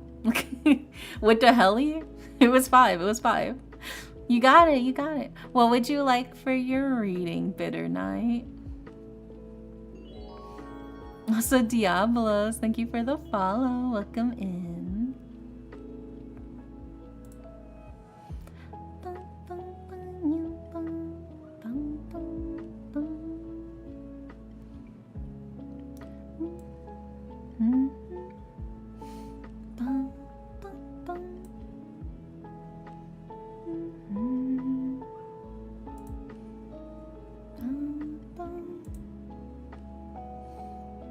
How's everyone doing? We're doing good. We're chilling. We're vibing.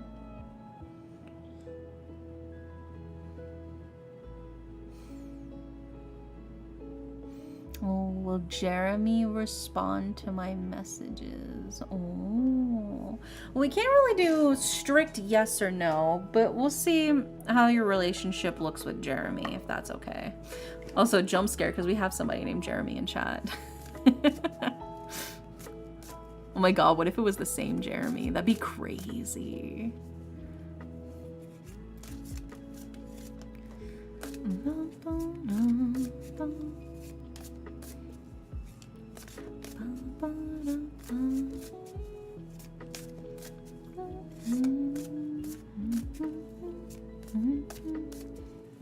Also, thanks for grabbing your daily pillow, Diablos. That would be crazy. Yeah, I don't think it is. I don't think it is, but it would be funny if it was.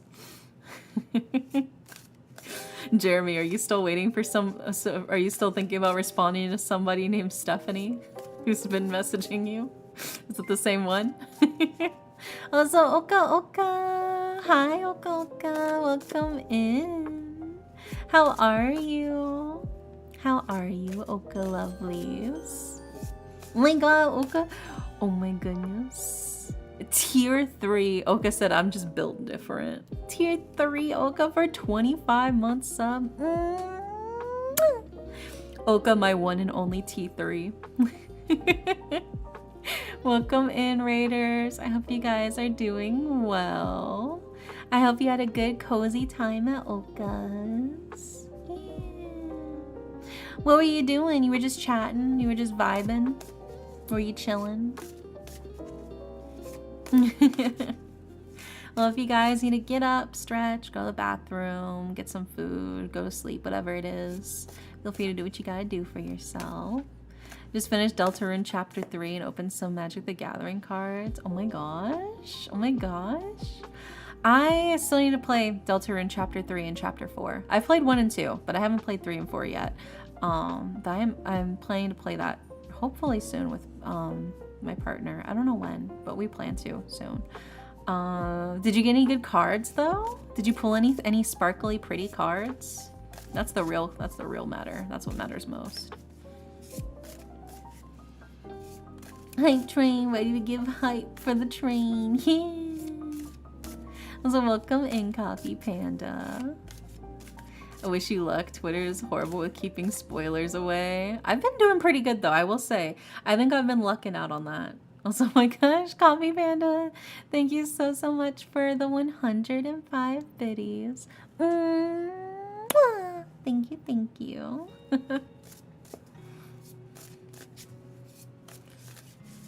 We had a lot of good cards. Yeah, we only pulled a third of the box for tonight. But we got a lot of nice full cards and mythical cards. Oh, full art cards? Yeah, hell yeah. Anything for the permanent emotes? Hell yeah, brother. Hell yeah, brother. Yeah, we're currently doing a reading for Bitter Night right now. Sort of like a love reading. Also, oh my gosh, Freeman, thank you for the 100 biddies as well. Thank you. Oh, Diablos. No, they're not. They're not creatures you can control. They have their own free will. These are my little shimejis. I realize now what you're trying to do. I was like, why do you keep typing jump? Why do you keep typing that? No, yeah, they're just little fellas. They crawl my screen, but they don't actually. They're not controlled by anybody. They have their own free will. They do what they want. You can spawn one though. If you want to add another one to the group, you can redeem summon Shimedere. Yeah, and and it brings another one in. Yeah, they can multiply. Yeah.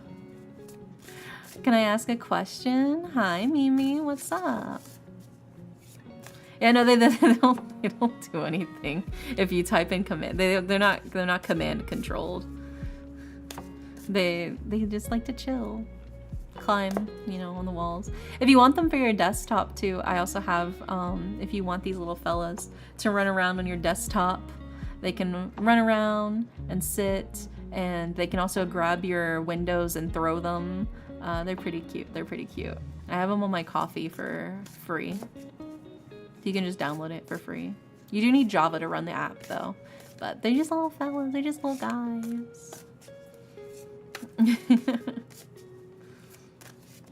I just like them crawling around on my screen while I'm doing my stream. They're just cute to look at. Also, hi, Spicy Palm. Welcome in. How are you? Lurkies, I shall lurkies so I can get some rest. I always love you. I love you too, Oka Oka. Get some rest. Sweet dreams.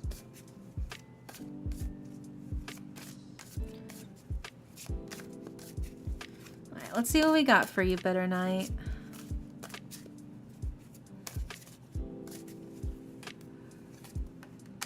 Ah. Right off the oh. Okay. Let's grab your Oracle card. Let's grab your Oracle card.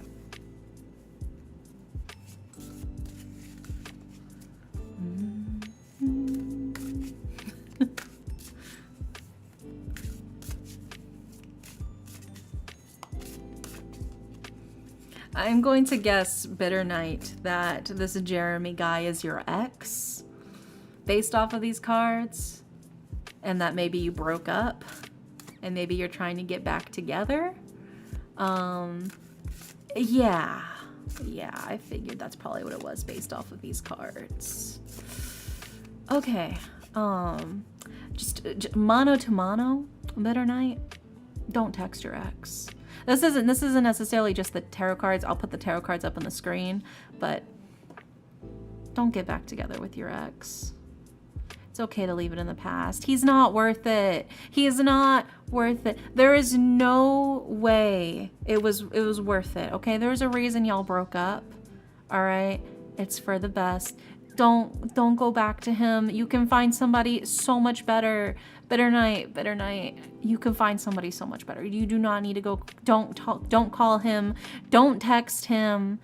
Leave him in the dust. Have your glow up. Look so fucking hot and sexy. So the next time he sees you, he regrets it, but he can't get you back because you will already find somebody else. Have at least one conversation. Just don't. I understand you probably want closure. I don't know if that's necessarily worth it though. Sometimes you just gotta move forward, right? But it does feel a little bit like. We'll get to it. We'll get to it when I put the cards up on the screen. When I put the cards up on the screen. But yeah, this immediately read as like ex-lovers, and I was like, ooh, okay.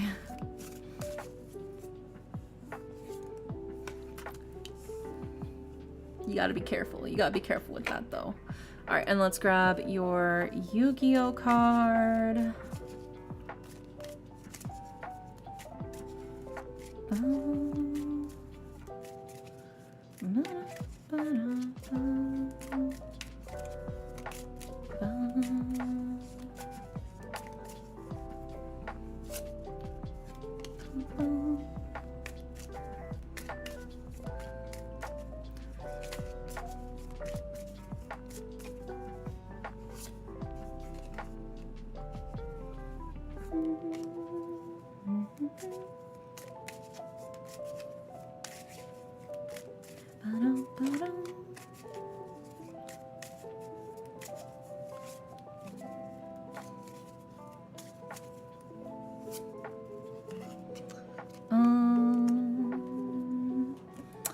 Okay, I gotta pull up the definition for this Yu-Gi-Oh card. This is...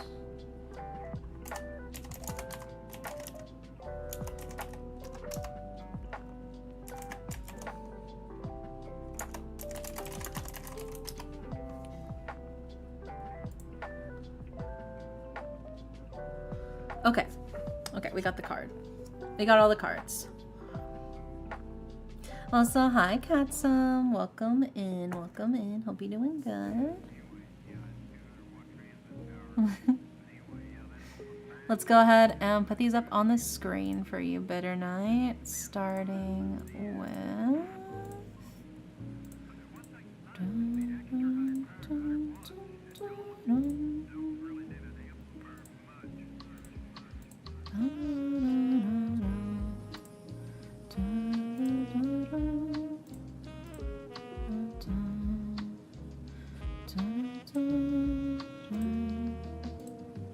Alright, and then the last card is... I've been sneaking around Twitch all day, oh my goodness. Also, thanks for grabbing me your daily pillow wand, Harry.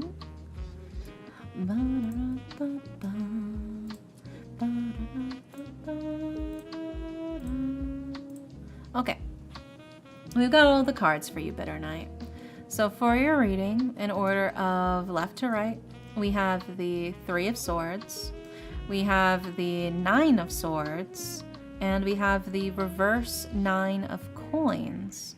Then for your Oracle card, we have Preserves, like fruit preserves. And then for your Yu-Gi-Oh card, we have Witch of the Black Forest, right? So, let's go ahead and start breaking this down for you, starting with the Three of Swords. The Three of Swords is a card of heartbreak. It is a card of pain, of broken relationships, unhappy endings, disappointment. It's not a fun time. This is a card of a relationship is broken and fall apart, and damn, it fucking hurts. That is the Three of Swords, right? We also followed up with the Nine of Swords, which is a card of pain, suffering, grief, oppression. It's not a good time. You're really going through it right now.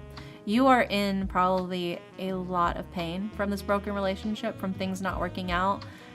And you're probably just kind of wondering, like, why? Why did this happen? How could this have happened this way? What went wrong? Sometimes it's not you. Sometimes people are just shitty. Sometimes it's not even a you issue. It's just them being fucking whatever, you know? I don't know the exact circumstances of how this relationship fell apart, but I do know that it is really weighing on you and it is really painful. It's probably pretty fresh. If I had to guess, it's probably a pretty fresh breakup. And you're kind of just like, you want answers, but because you feel like maybe this could have been prevented somehow. Like, maybe if I just said the right thing, or if I had done this or I had done that, maybe this wouldn't have happened. But I don't know if that's necessarily the case. I don't know if that's necessarily the case here. And we followed up with the reverse Nine of Coins, which is a card of spreading yourself too thin. It's kind of overworking yourself, overextending your energy. It is also a card of loss. Sometimes you just kind of got to take the L.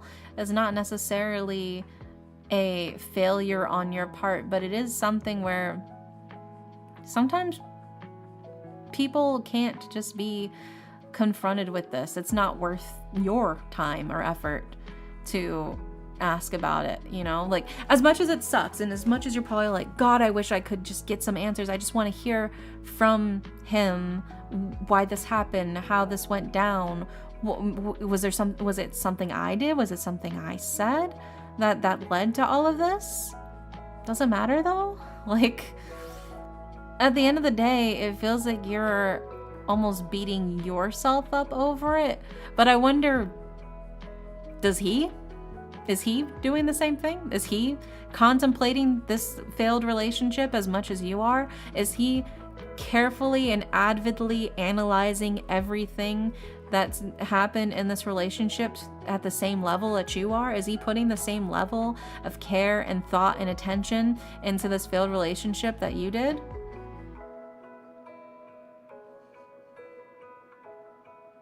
It's just a little something to think about. Something. It feels like you're overextending yourself for a relationship that is not balanced. Is he thinking the exact same thing about this relationship as you? Is he also like, what went wrong? How could we have fixed this? How did this all happen? How did it all go down like this? Do you really think he's thinking like that? I feel like if y'all were both on the same page like that, I don't think you would have been broken up. I think you would have already fixed and repaired the relationship. If y'all were both on the same page of what could have been done, what could have we talked about, what could have we done differently, I think you would have still been in a relationship trying to patch it together, not broken apart and you desperately waiting for him to reply to you and respond to you. You are putting way more effort and love and time and energy and anything into this relationship that's already ended than he probably has during the relationship. I'm gonna be frank with you. You probably put way more effort into this post-relationship than he put into it during the relationship. And it sucks. That shouldn't have been the case. That absolutely should not have been the case. But if he's not responding to you, that's probably proof of where he stands on things. In a way, his non-response is a response. It shows a lack of care. The fact that he is not responding is his way of showing his intentions. It is his way of showing his response. As painful and as shitty as that is, him not responding to you is his response. As much as that sucks. But that's why we have your Oracle card, which is preserves, right? Which is security, forethought, and thriftiness. You are looking towards the future. What can you do so that you don't have to worry about this happening to you again in the future if you have any future relationships, right? Kind of sucks because we have to see each other again soon. That sucks. That does absolutely suck. But honestly, if he's not giving you the time of day, I don't think you should be giving him the time of day either. You can be cordial. You can be purely business professional, right? You can absolutely do that. I think that's probably your best bet is to, don't show any of this and purely cordial, purely business, purely on a need to handle basis. Just completely snap that connection, cut it and go, we are purely business partners now, or we are purely coworkers, or we are purely like classmates, or whatever the case is that you have to see each other at. We are purely business professional here. Yeah, you can give each other a wide berth. I'm sure he's probably going to be trying to give you, as much space as he can, because if he's ignoring your messages, he also probably doesn't really want to interact in person that much either. So it should be easy for you to just give some space as well and just purely professional. Don't try and approach. He's already given his response by not responding. He doesn't want to have anything to do with it, which sucks, but it is what it is. And I think you just got to focus on what you can do for yourself in the future to make it easier for you, to make things so you have more fail-safes in the future to protect yourself, right? What are the red flags that you see now in hindsight that you know to avoid in future potential love, right? Oh, well, what did he do before that maybe you thought was just a quirky little thing, but now you realize was probably a red flag, right? These are all experiences that you can draw on for the future so you can avoid the same thing happening in the future, right? And that brings us to your Yu-Gi-Oh card, which is Witch of the Black Forest, right? If this card is sent from the field to the graveyard, add one monster with 1500 or less defense from your deck to your hand, but you cannot activate cards or the effects of cards with that name for the rest of this turn. You can only use this effect of Witch of the Black Forest once per turn, right? So in a way, it is just simply setting yourself up. It is very much tying in very similarly with the Preserves card, setting yourself up for the future, adding more to your defense, adding more to protect yourself in your hand, that you don't necessarily need to use right away, but you can have it in your hand to use for later, right? And I think that is sort of the key thing here, is based off of this really shitty experience that really fucking sucked. What can you learn from it? What can you use from this to move forward, right? You're not going to get it from him. You're not going to get it from him. As much as it sucks, you are not going to get any closure from him speaking to you. But you can get closure in other ways, because that's what you want. That's why you want to talk to him. You want that closure. You want to understand. But you can find your closure in ways that don't involve him at all, right? In sort of assessing the situation from your own end. Okay, well, what can I do in the future? What can I do for myself to protect myself? What do I realize I need to actually watch out for? What do I realize I don't actually like in relationships because of this person? What do I realize that maybe I do like in relationships that I can look forward to in somebody else, right? And then just purely professional, purely business relationship with him moving forward, and the interactions you do have to have. Just like, shut off the faucet. Just be like, we're not even friends. We are business associates. I know you from work, and we are not going to the bar after work together. I don't know you like that, right? Delete your photos with him. I don't know if you've already deleted your photos with him. If you haven't, delete your photos with him. Delete the photos, delete his number, unless you need it for work purposes or whatever. Change his contact to something just purely professional. Remove your friendships with him on like things like Facebook or whatever, you know. Remove anything that is not absolutely vital to your professional life or work or whatever it is. All right, just get rid of it. Get rid of it. Burn it. Burn it. It'll feel so cathartic. And then treat yourself. Do something nice for you. Some people, some girls like to, you know, like get a new haircut or maybe dye their hair, get a manicure, whatever the case is. Do something nice for yourself. Do something to make you feel your best. Doesn't necessarily have to be a haircut or a hair color or a manicure or whatever. I'm just saying those are common ones. But just do something nice for you. You know? I think that'll help. I think that'll help a lot. Are there any more openings for tarot? We are actually just finishing the last reading.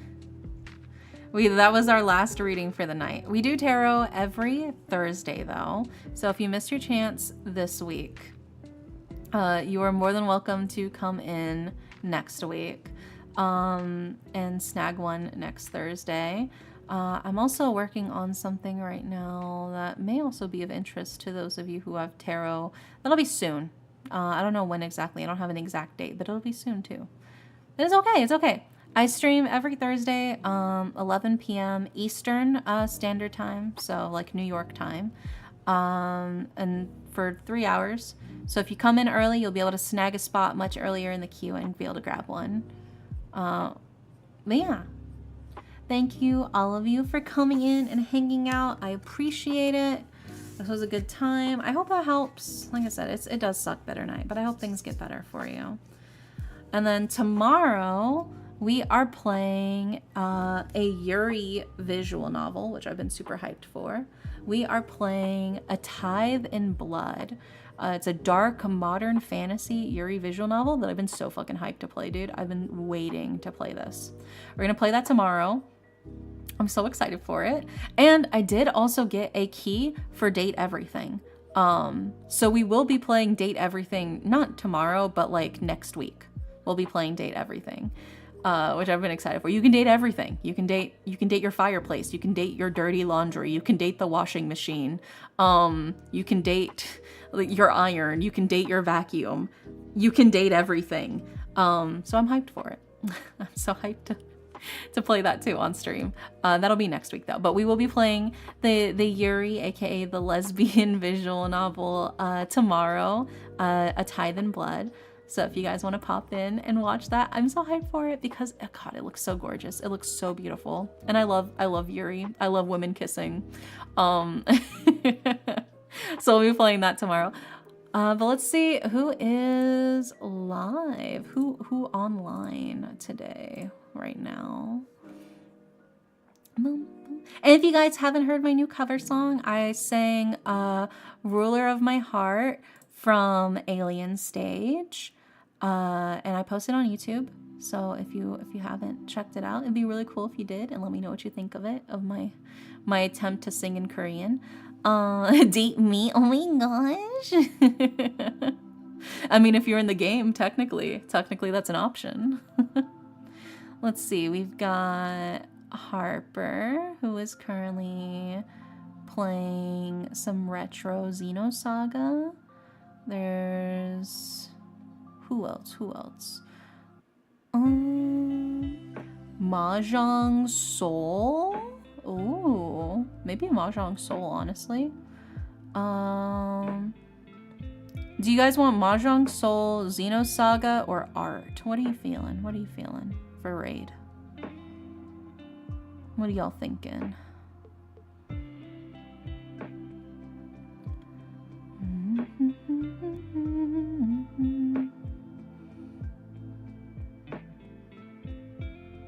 Maybe I'll do Mahjong Soul. Let's do it. Let's raid the person who's doing Mahjong Soul. I think that'll be fun. Okay, so we're gonna raid Kerberos VA, who's currently playing Mahjong Soul. So hopefully I will see you guys tomorrow for the really, really cute dark fantasy Yuri visual novel. But if not, no worries. I'll see you when I see you. I hope you guys have a wonderful, wonderful night. And good night.